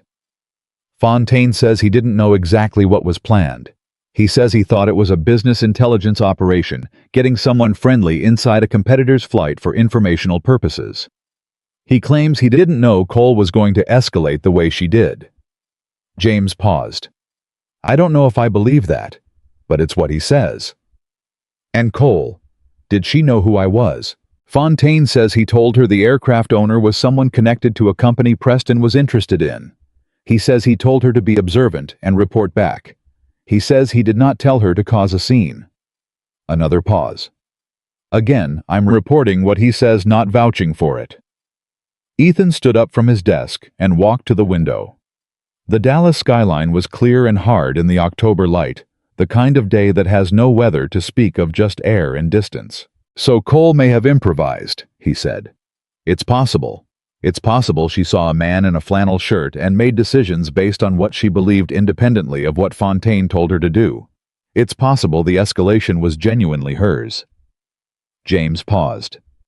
"Which almost makes it worse, because it means the conditions were created deliberately, but then real bias did the rest. You didn't need someone to tell her to treat you that way. She did that on her own." The room was very quiet. That landed somewhere specific in Ethan's chest. The idea that someone had constructed the conditions, had moved. Pieces had made a call, had positioned people, and then human nature had taken over and done the rest without any further instruction. That the play had worked, not because someone scripted every moment, but because they understood correctly that certain conditions would produce certain outcomes. They'd built the room, and then they'd let people be themselves inside it. "What does Preston's legal team know?" Ethan said. "I have to be careful here. We don't have direct evidence of Preston's personal involvement. We have Fontaine's account of conversations with an intermediary who works for a firm connected to Preston's portfolio. That's not nothing, but it's also not a straight line." James exhaled carefully. "What it is a beginning. Is it enough to go to the federal level? Potentially. If we can connect Wick to Preston directly, if we can document the communication chain, if we can establish that this constitutes interference with a business relationship, which in the context of a multi-billion-dollar aviation partnership has specific legal meaning, then yes, potentially. Ethan looked at the skyline. Then do it carefully and do it thoroughly. That's my intention. James. Yes. I don't want this to be about punishing anyone. I want it to be about establishing what happened and making sure it doesn't happen again. There's a difference. I understand the difference, James said. I'll keep it there. They hung up. Ethan stood at the window for a moment longer. I thought about what James had said. That Cole may have done it on her own.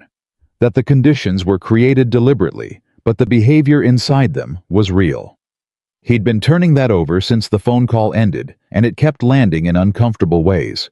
Because he had known for a long time, with the particular knowledge of a man who'd spent 20 years being underestimated in rooms, that Vanessa Cole was not an aberration.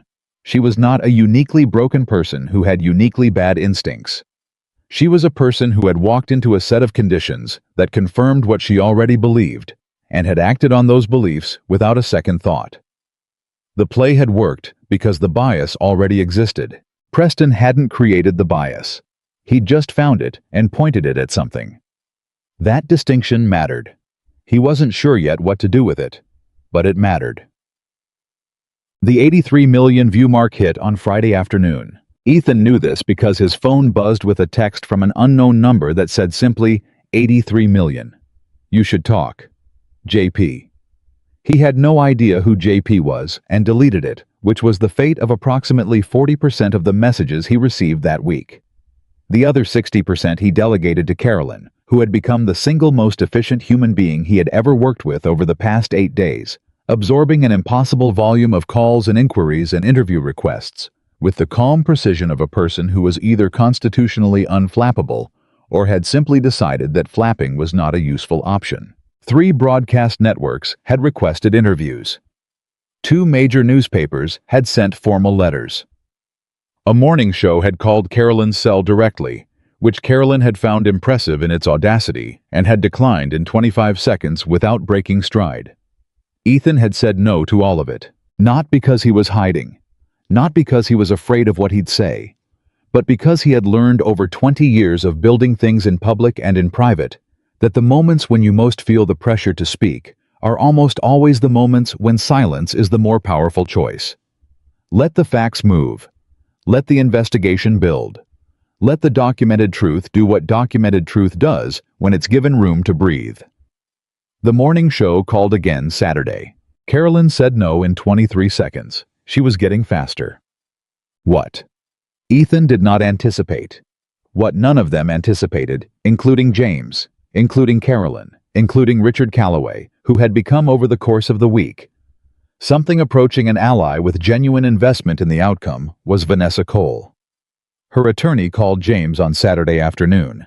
Not to negotiate, not to dispute, not to position or deflect or minimize. She wanted to speak to Ethan directly. James relayed the request with the carefully neutral tone he used when something surprised him, but he wasn't going to say so. Her attorney says she wants to tell him something, not through lawyers, directly. Ethan's first instinct was no. His second instinct, which arrived about 4 seconds behind the first, was to ask why. Did the attorney say what she wants to tell him? He said she has information about the crew assignment and about the brief she received before the flight. Information she hasn't given to anyone yet. A pause. And he said these are her words relayed through counsel, that she owes him a real apology, not a legal one. Ethan sat with that for a long time. A real apology, not a legal one. He thought about the woman standing in the cabin with her tablet lowered to her side, and the thing that had gone out of her posture when the registration appeared on the screen. He thought about what James had said, that the conditions were constructed deliberately, and the behavior inside them was real. That the bias was hers, genuinely hers, but that someone had found it and positioned it. He thought about what he'd told Lily that first morning. It's complicated. Tell her attorney she has 30 minutes, Ethan said. Monday morning, in person, and she comes alone, no attorneys in the room. James was quiet for a moment. Ethan, from a legal standpoint, I'd recommend. I know what you'd recommend. 30 minutes. Monday morning. A pause. I'll arrange it. She arrived at 9 o'clock exactly. Ethan was already in the conference room, not the main one, not the glass-walled room visible from the office floor, but the smaller one on the third level that had no windows and was used for conversations that didn't need an audience. He'd told Carolyn no interruptions and no explanations needed to anyone who asked where he was. He stood when she came in. She looked different from the Tuesday morning. The uniform was gone. She wore a gray jacket and dark slacks, hair pulled back the same way, but without the Pacific Air Services badge. The overall effect was of a person rather than a role. She looked tired in the specific way of someone who had spent a week sleeping poorly and thinking constantly and arriving at the end of it not at peace, but at something like readiness. She did not extend her hand. He didn't either. "Mr. Brooks," she said. "Ms. Cole," he said. "Sit down." They sat across from each other at the small table, a carafe of water between them. Neither of them reached for it. "You wanted to tell me something," he said. She looked at him directly, which he noted. People who weren't going to be honest rarely came in looking you in the eye. "3 things," she said. "In order." "Go ahead." "The first is what I was told before I boarded your aircraft." She put her hands flat on the table, not clasped, just flat, as though she needed the contact with something solid. "Greg Fontaine called me the night before the flight. He told me the aircraft belonged to someone connected to a competing interest. He told me to observe and document. He told me to be—" She paused as though the word had a taste, rigorous about credentialing. His word. Rigorous.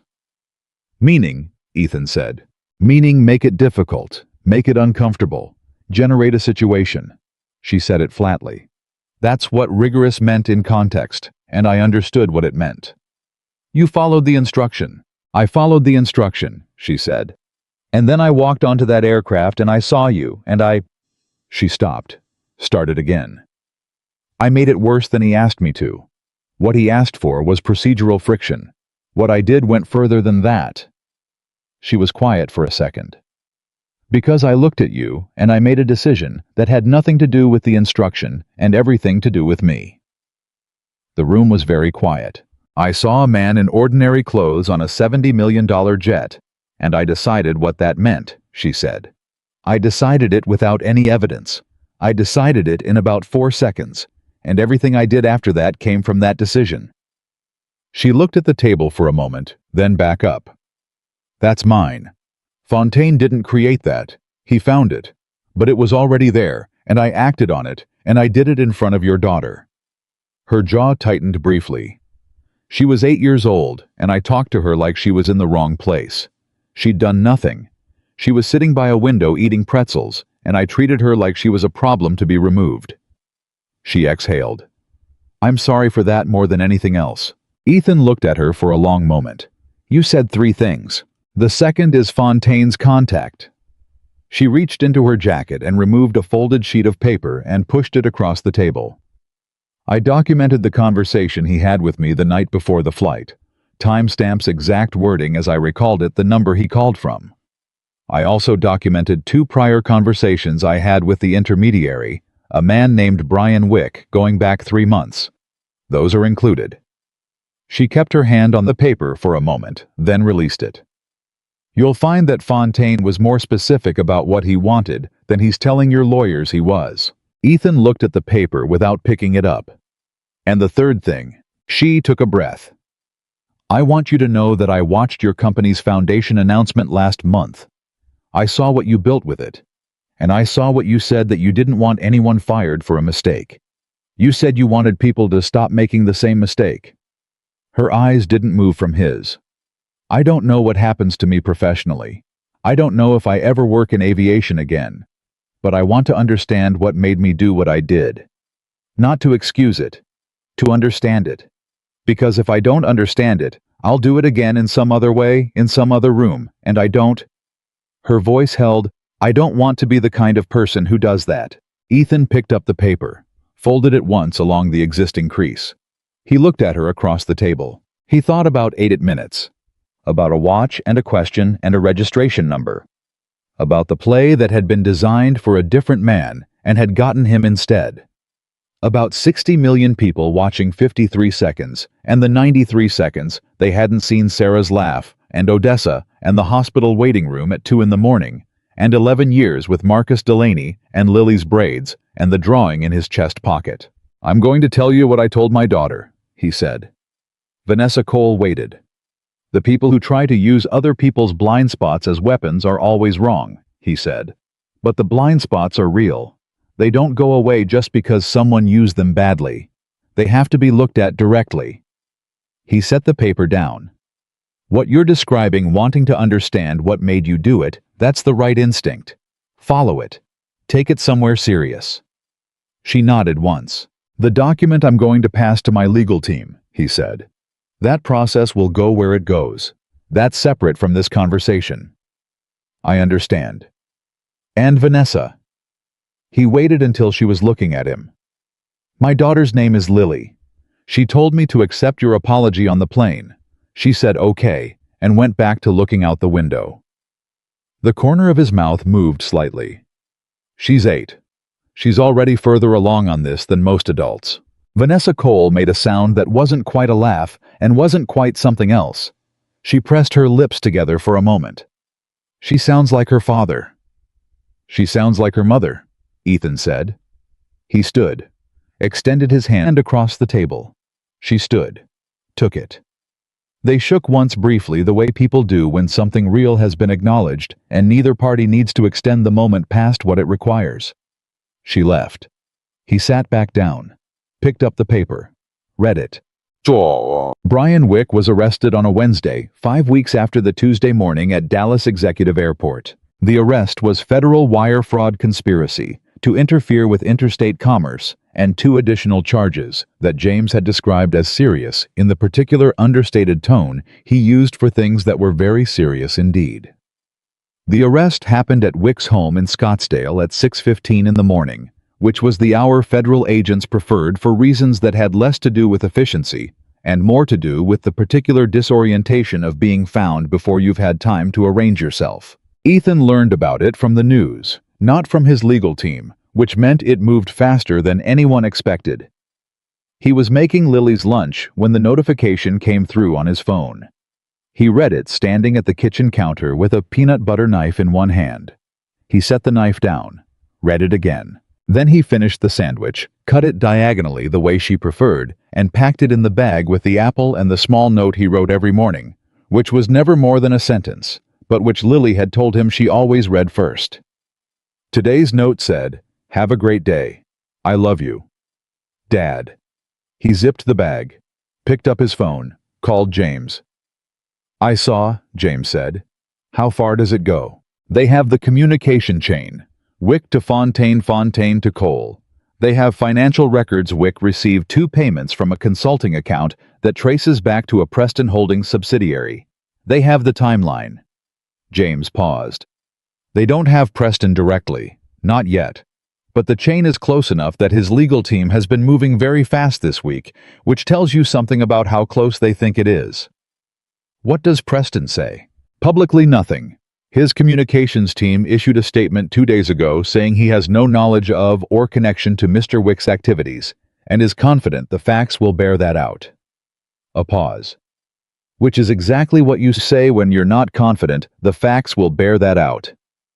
Ethan looked at the lunch bag on the counter. "James, I want to be clear about something." "I know what you're going to say. I don't want this to become a vendetta. I want the truth documented, and I want accountability established, and then I want it to be over. I am not interested in destroying Dale Preston's life. I'm interested in making sure that what he tried to do to mine is on record." "I understand." "The foundation announcement is next month. I want this resolved enough that it doesn't overshadow that. I'll do my best to keep the timelines clean." He picked up the lunch bag. "One more thing. Vanessa Cole. Whatever immunity or consideration we can offer that doesn't compromise the case, offer it." James was quiet for a moment. "You're sure?" "She handed us the document that connected Wick to Fontaine." She didn't have to do that. She could have lawyered up and said nothing and waited to see what happened. He paused. She chose differently. That counts. All right, James said. I'll make it work. The call that Ethan had not expected came on a Friday evening 9 days before the foundation ceremony. It was Dale Preston himself. No assistant. No legal intermediary.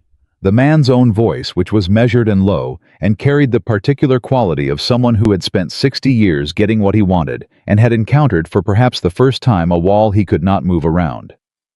Ethan, Preston said. Ethan was in his living room. Lily was asleep. The house was quiet. He'd been reading or trying to the same page for the third time. Dale, he said, I want to be honest with you. Ethan waited.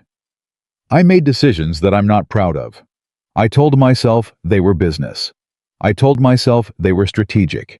I had people tell me they were standard. A pause. They weren't. No, Ethan said. They weren't. I didn't intend. Preston started, then stopped. I don't know how to finish that sentence without sounding like every other person who's ever been caught doing something wrong and tried to minimize it in the same breath they admitted it. Another pause. Long enough to suggest it was genuine. I'm not calling to negotiate. My lawyers told me not to call at all. But you called anyway. I called because... He stopped again. And then, in a different register, quieter, and without the polish, I watched the clip. I watched it 4 times. I saw your daughter in that window seat. And I know what I put in motion, even if I told myself I didn't. A pause. She was 8 years old. Ethan said nothing. I have grandchildren, Preston said. 3 of them. The youngest is 9. His voice had changed in a way that couldn't be manufactured. I watched that clip and I thought about my granddaughter sitting in that seat and I...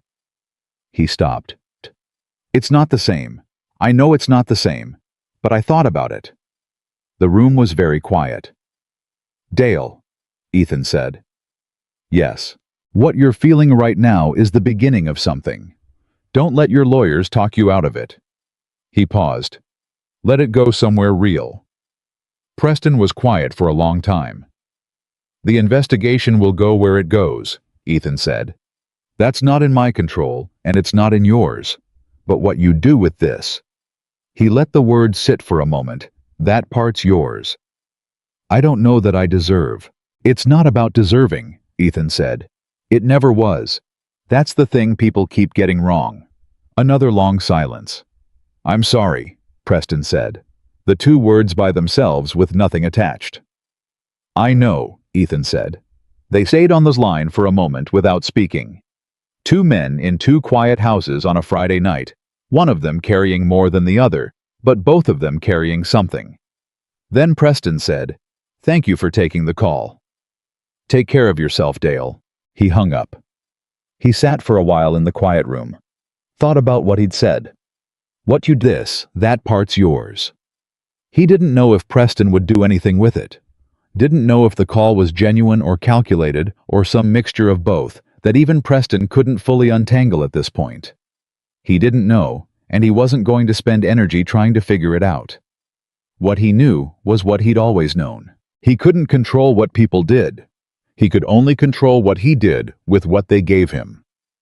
He reached into his shirt pocket, found the drawing.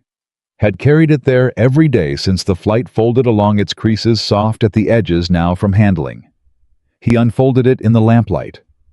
2 stick figures. A plane with 8 wheels. A sentence in careful blocky letters.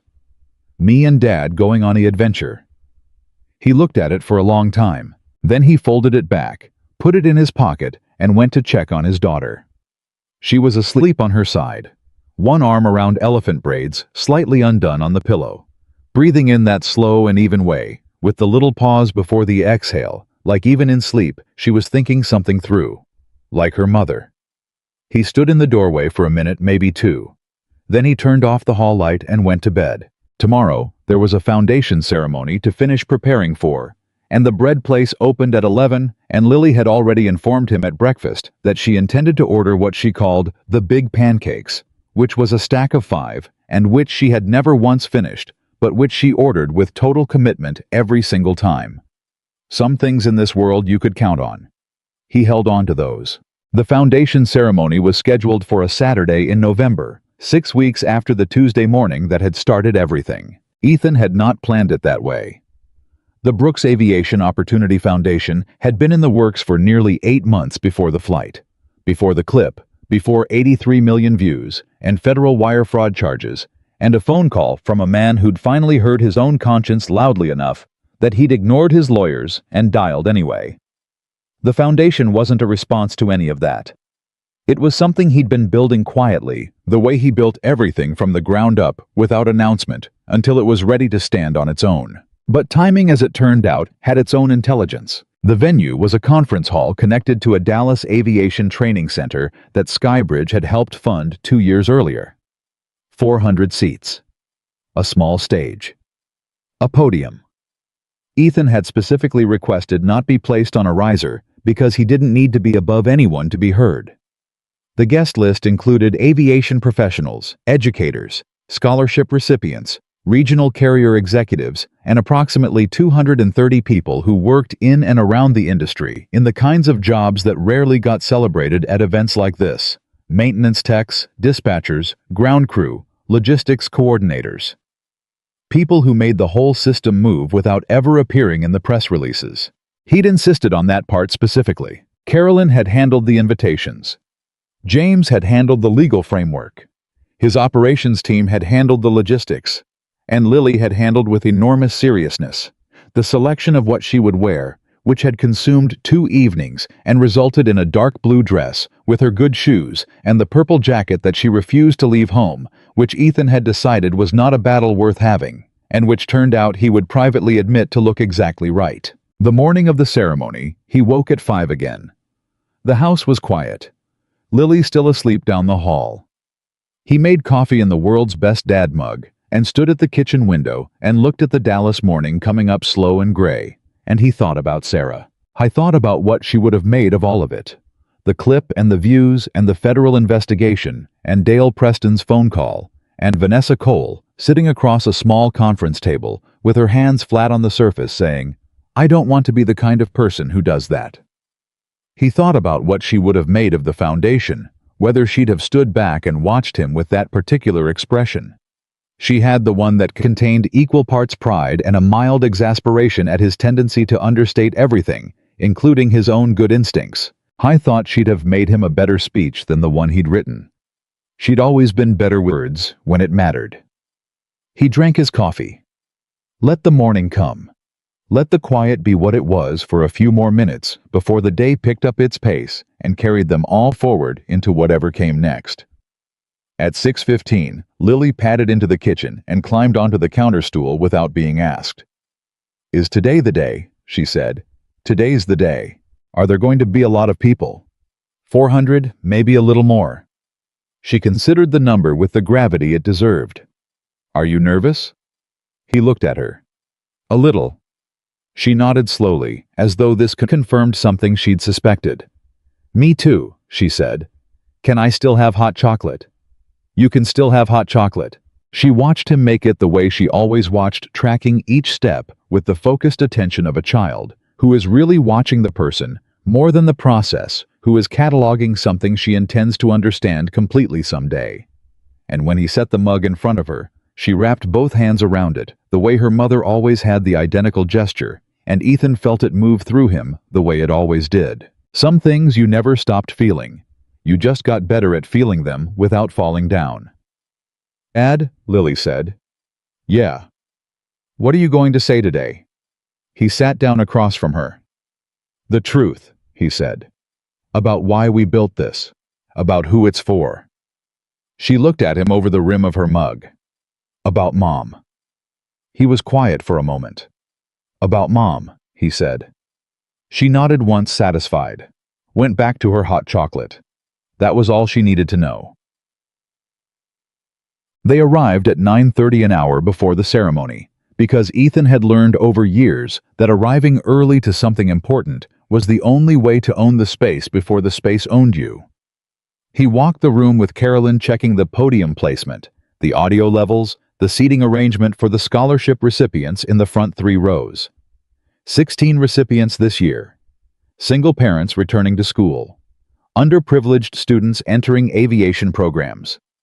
2 young men from communities in South Dallas who wanted to fly and had been told in various ways by various systems that this was not a realistic goal for people like them. Ethan had read every single application personally, had handwritten notes to all 16, had arranged without telling anyone he was doing it for each recipient to have a private 5-minute conversation with someone currently working in their field of interest, a pilot, a maintenance engineer, an air traffic controller before the ceremony began. He found one of the scholarship recipients, a 22-year-old named Antoine Russell from South Dallas, who was entering an aviation mechanics program in January, standing near the back of the room, looking at the framed photographs on the wall, with the slightly overwhelmed expression of someone who has been given something they applied for, but is still working to believe is real.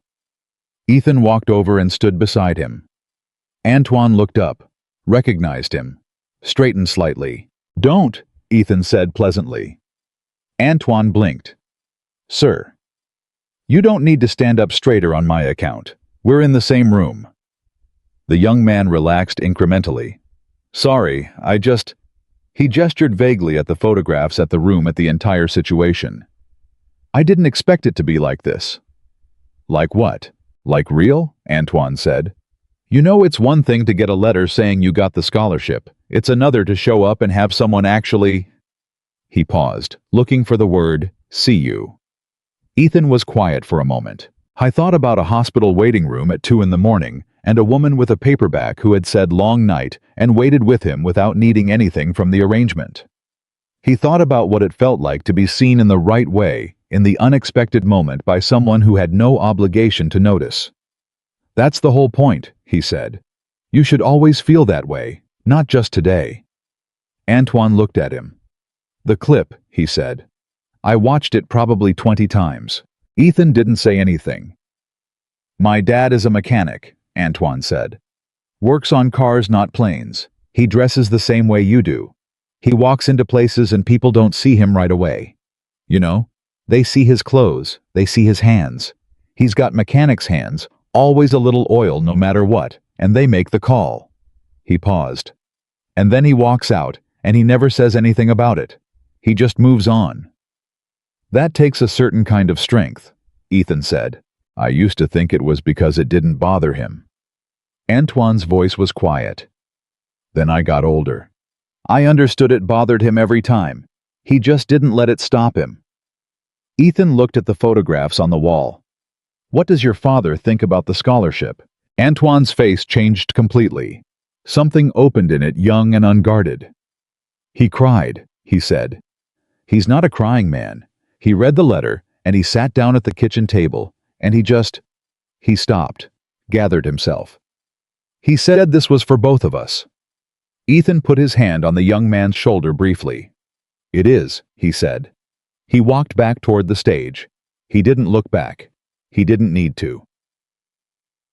The room filled by 10:15. Ethan watched it from a side entrance, the way he always observed things from an angle, without being the center of attention until the moment required it. He watched people find their seats, watched the scholarship recipients in the front rows lean toward each other in nervous conversation, watched Carolyn moving through the space with her tablet and the quiet efficiency of someone who had every detail covered and knew it. He watched Richard Calloway, who had flown in from his home office in Charlotte with a handshake and no fanfare. He watched Marcus Delaney, recovered from his heart attack, back to work for 2 months, looking healthy in the particular way of men who have been told they had a second chance and intend to take it seriously, sitting in the 3rd row with his wife. And he watched near the back corner of the room a woman he almost didn't recognize at first. Vanessa Cole. She was in the very last row. Dark jacket, no badge, no uniform. She sat with a stillness that distinguished her from the people around her. Not because she was tense, but because she was precisely consciously present in a way that cost her something. She had not expected to be noticed. She had come to the back of the room and sat down and was watching the stage the way someone watches something they are not sure they have the right to witness. Ethan had not known she would be there. He had not invited her. He had also not invited her. The ceremony was publicly announced. The doors were open. He looked at her for a moment. She didn't see him. He turned back to the stage, took a breath, walked out. The room came to attention in that way. Rooms do when the right person walks to the right place at the right moment. Not a hush exactly, but a shift, a collective turning. 400 people finding focus in the same direction at the same time. Ethan stood at the podium and looked out at the room. He had the speech Carolyn had helped him refine over 3 evenings. It was a good speech. It said the right things in the right order with the right weight. He'd read it 6 times and knew it well enough to deliver it comfortably. He set it aside. Not dramatically. He just put the papers down on the edge of the podium where they could stay and looked at the room without them. "I'm going to be straight with you," he said. His voice settled into the room the way it always did, without effort, without performance. Just there. "I had a speech. It was good.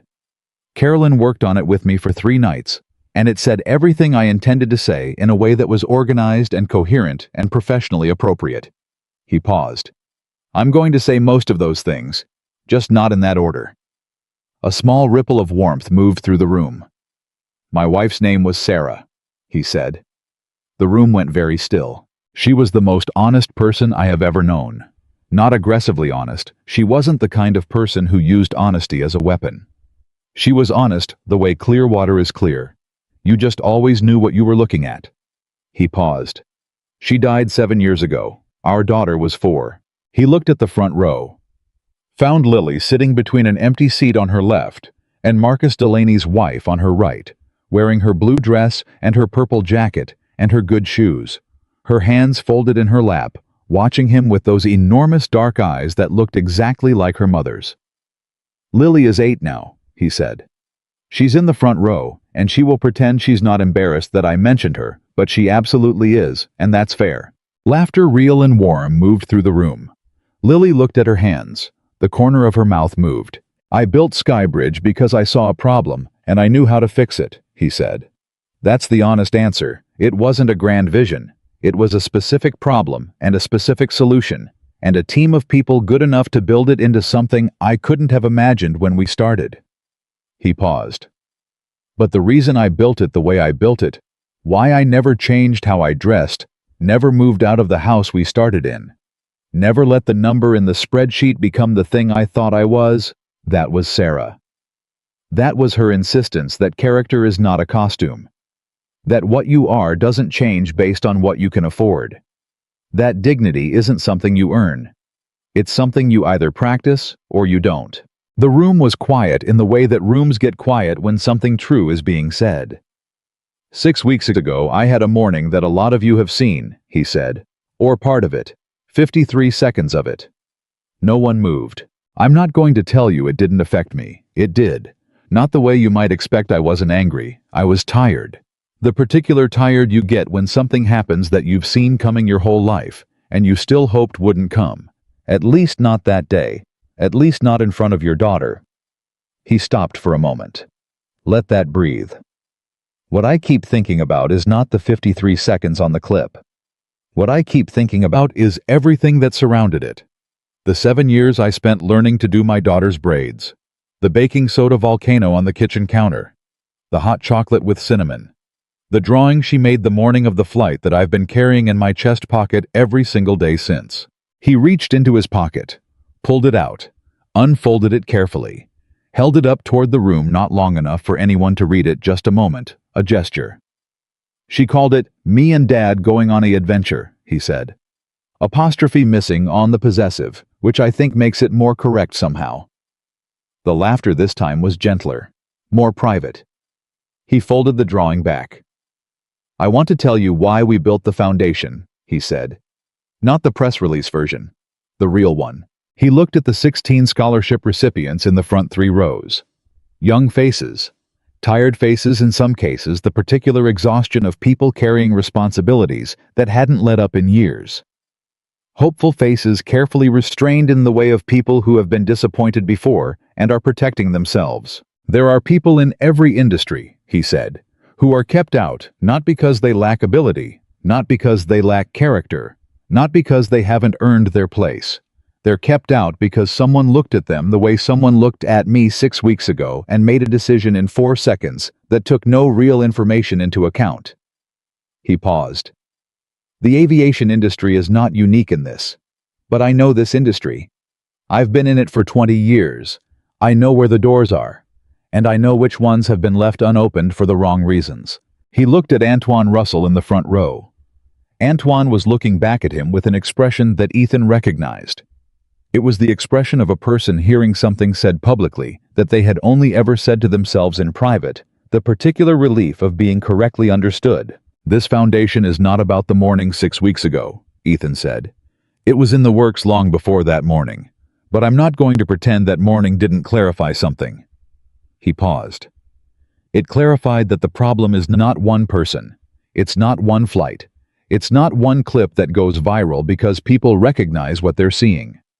The problem is the air we breathe in places where assumptions go unexamined, where 4-second judgments become policy, where the wrong doors stay closed because nobody in the room noticed they were wrong. He looked at the room. This foundation is about opening the right doors, and about making sure that the people who walk through them know that someone saw them coming, really saw them. He stopped, picked up his papers from the edge of the podium. I had one more section of the speech, he said, about the specific programs and the scholarship criteria and the partnership institutions. Carolyn is going to distribute that because it's important and it's detailed. And honestly, she wrote the best version of it, and I'm not going to improve it by paraphrasing. Carolyn, from her position at the side of the room, raised one hand briefly without looking up from her tablet. The room laughed. But before that, Ethan said, I want to bring someone up here. He stepped back from the podium, looked at Lily. She looked back at him with the expression of someone who had been told this was coming and had still not entirely prepared herself for it. She stood up, smoothed her dress with both hands, walked to the stage with the particular combination of dignity and restrained excitement of an 8-year-old who has decided that this is a moment for composure and is applying composure with every resource available to her. She stepped up beside him. He crouched down to her level. You ready? He said quietly. No, she said equally quietly. But okay. He stood back up, put his hand on her shoulder. This is Lily, he said to the room.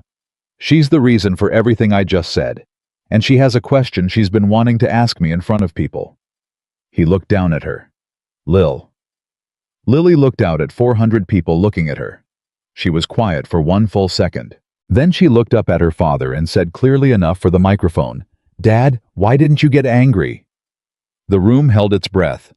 Ethan looked at his daughter, at those eyes, at the purple jacket she'd refused to leave home, at the 8 years of hot chocolate and braids and baking soda volcanoes and elephant rescued from rest stops and drawings in his chest pocket, and the particular way she said his name in the morning, just Dad, like the word contained everything necessary. Because, he said, your mother taught me that dignity lasts longer than anger.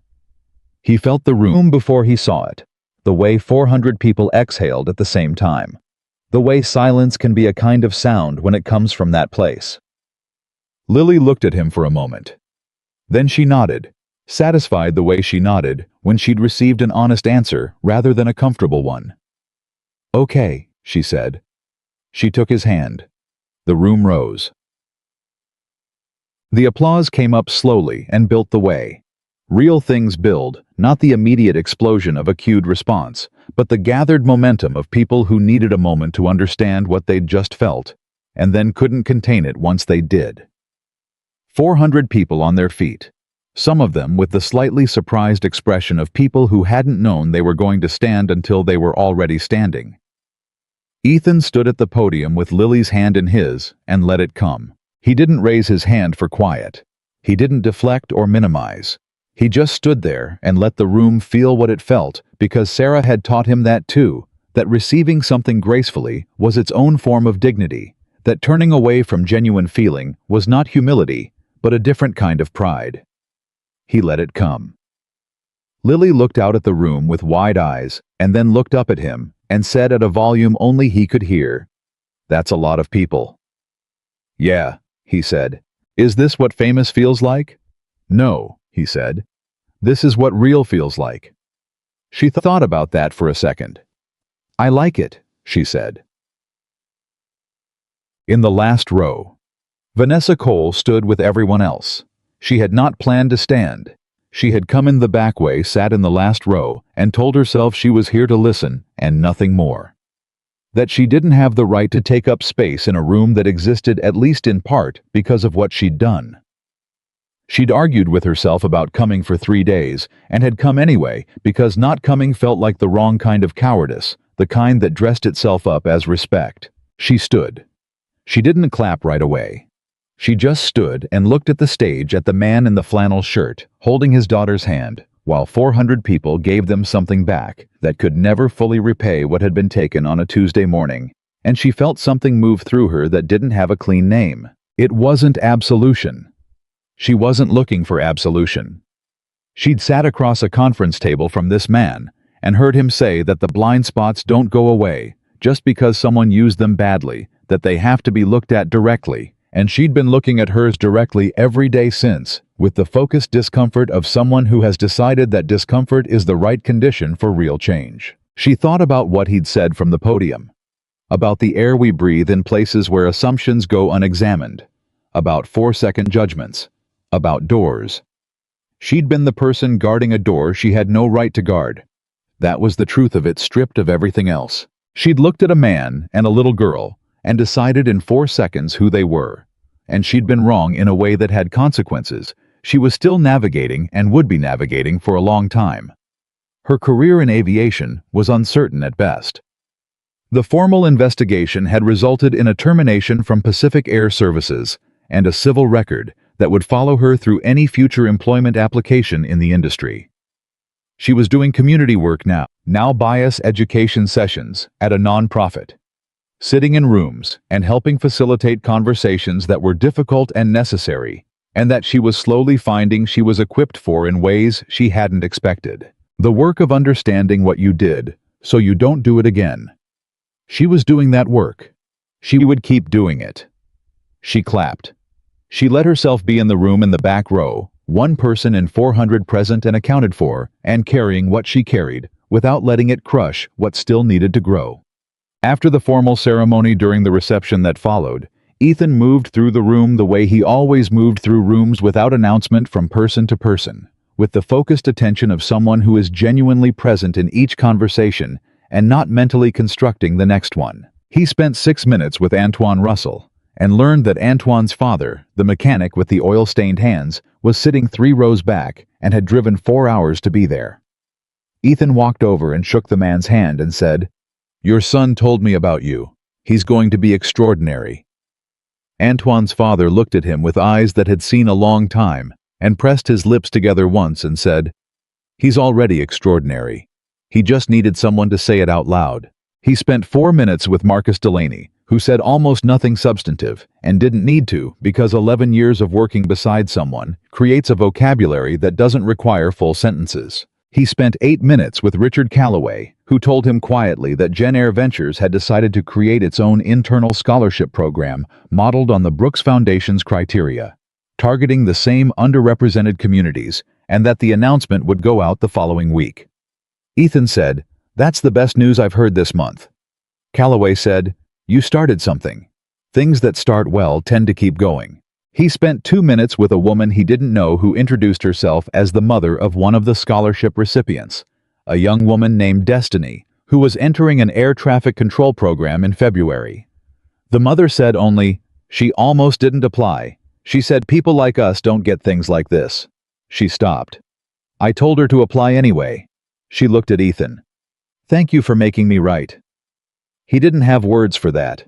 He just nodded once and held her eyes and let the moment be what it was. I was near the exit. Lily at his side, eating a piece of cake she'd acquired from somewhere with the determined focus of a child who had been very patient through a long ceremony and felt the cake was well earned when Carolyn appeared at his elbow. "Someone's asking for a moment," she said. He looked up. Across the room near the far wall, Vanessa Cole was standing. She'd seen him see her. She didn't move toward him. She just stood there, leaving the decision entirely in his hands. How was quiet for a second.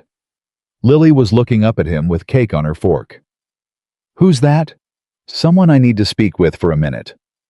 Lily looked across the room, looked back at him. She was 8, not 4. She remembered things. She put things together. The lady from the plane, she said. Yeah. Lily considered this with the same gravity she brought to everything that actually mattered. Okay, she said. I'll be with Carolyn. She went at taking her cake. Ethan crossed the room. Vanessa Cole looked at him when he reached her with an expression that was not asking for anything, which was part of why he'd crossed the room. She'd learned over 6 weeks to stop asking for things she hadn't earned yet, and to simply be present with what was real. You came, he said. I almost didn't, she said. About 12 times. But you did. Yeah. She looked past him at the room, at the scholarship recipients still talking to each other, and to the aviation professionals Ethan had connected them with, at the energy of it. The particular warmth of a room where something good has actually happened rather than been announced. This is what you were building, she said. Before any of it. 8 months before, he said. She nodded slowly. I want you to know that I'm working with a bias education nonprofit now, facilitating sessions. Trying to, she paused, be useful in the direction of the damage I caused rather than away from it. He said. Carolyn told me. She looked at him. Does that bother you? I thought about it honestly, the way he thought about everything. No, he said. It's the right work. You're the right person for it because you're not doing it as someone who read about the problem. You did the thing. You know what it feels like from inside. That's a specific kind of knowledge. He paused. Use it. She looked at him for a long moment. Can I ask you something? She said. Go ahead. That morning, when I took your bag and put it on the floor, when I called security, when I said, she stopped briefly, that you didn't look like the owner. She paused. Did any part of you want to just let it out just once? All of it. I was quiet for a moment. Honest answer. Yeah, he said. There was a moment. When you spoke to Lily. He held her eyes. There was a moment. What stopped you? She was watching me, he said. And I thought she's going to learn from this. Whatever I do in the next 60 seconds, she's going to carry it. He paused. I wanted her to carry the right thing. Vanessa Cole looked at him, and then looked past him toward the front of the room where Lily had found her way back to Antoine Russell, and was apparently explaining something to him with considerable hand gestures, while Carolyn watched with the expression of someone trying not to smile. She's incredible, Vanessa said. She is, Ethan said. She comes by it honestly. He didn't need to explain what he meant. She understood. Thank you, she said. For not, she stopped, then found the right words, for not making me only that moment. He looked at her steadily. People are more than their worst 8 minutes, he said. I have to believe that. If I stop believing that I lose something I can't afford to lose. She nodded once, a small nod carrying its weight. Take care of yourself, Vanessa, he said. You too, Mr. Brooks. He walked back across the room. Lily materialized at his side immediately, as though she'd been tracking him. Everything okay? Everything's good, he said. She slipped her hand into his, kept walking beside him. Dad. Yeah. I'm hungry again. He looked down at her. You just had cake. Cake is dessert. Dessert doesn't count as food. That is objectively incorrect. Can we get pasta?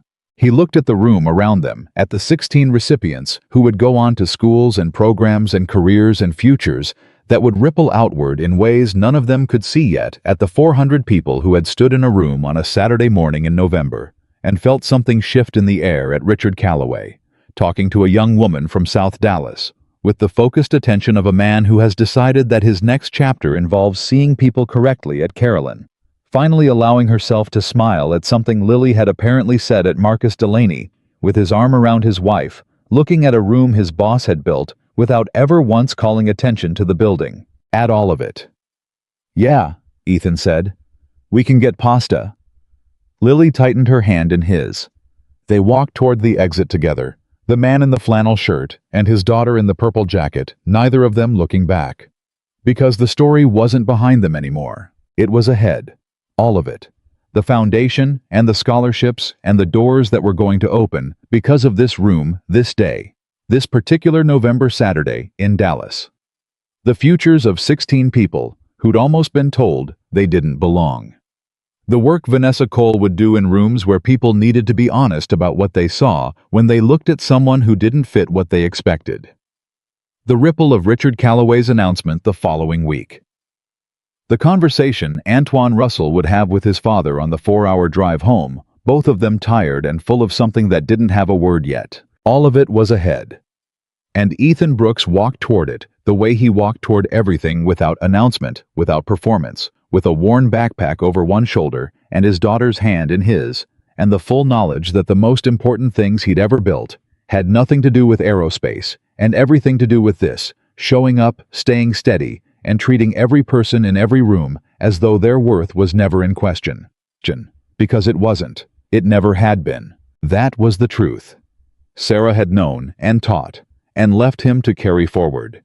And he carried it every single day, in a flannel shirt, with a crayon drawing pressed over his heart, and he would carry it every day that remained to him in every room he walked into for as long as he had the chance. Dignity lasts longer than anger. It always had. It always would.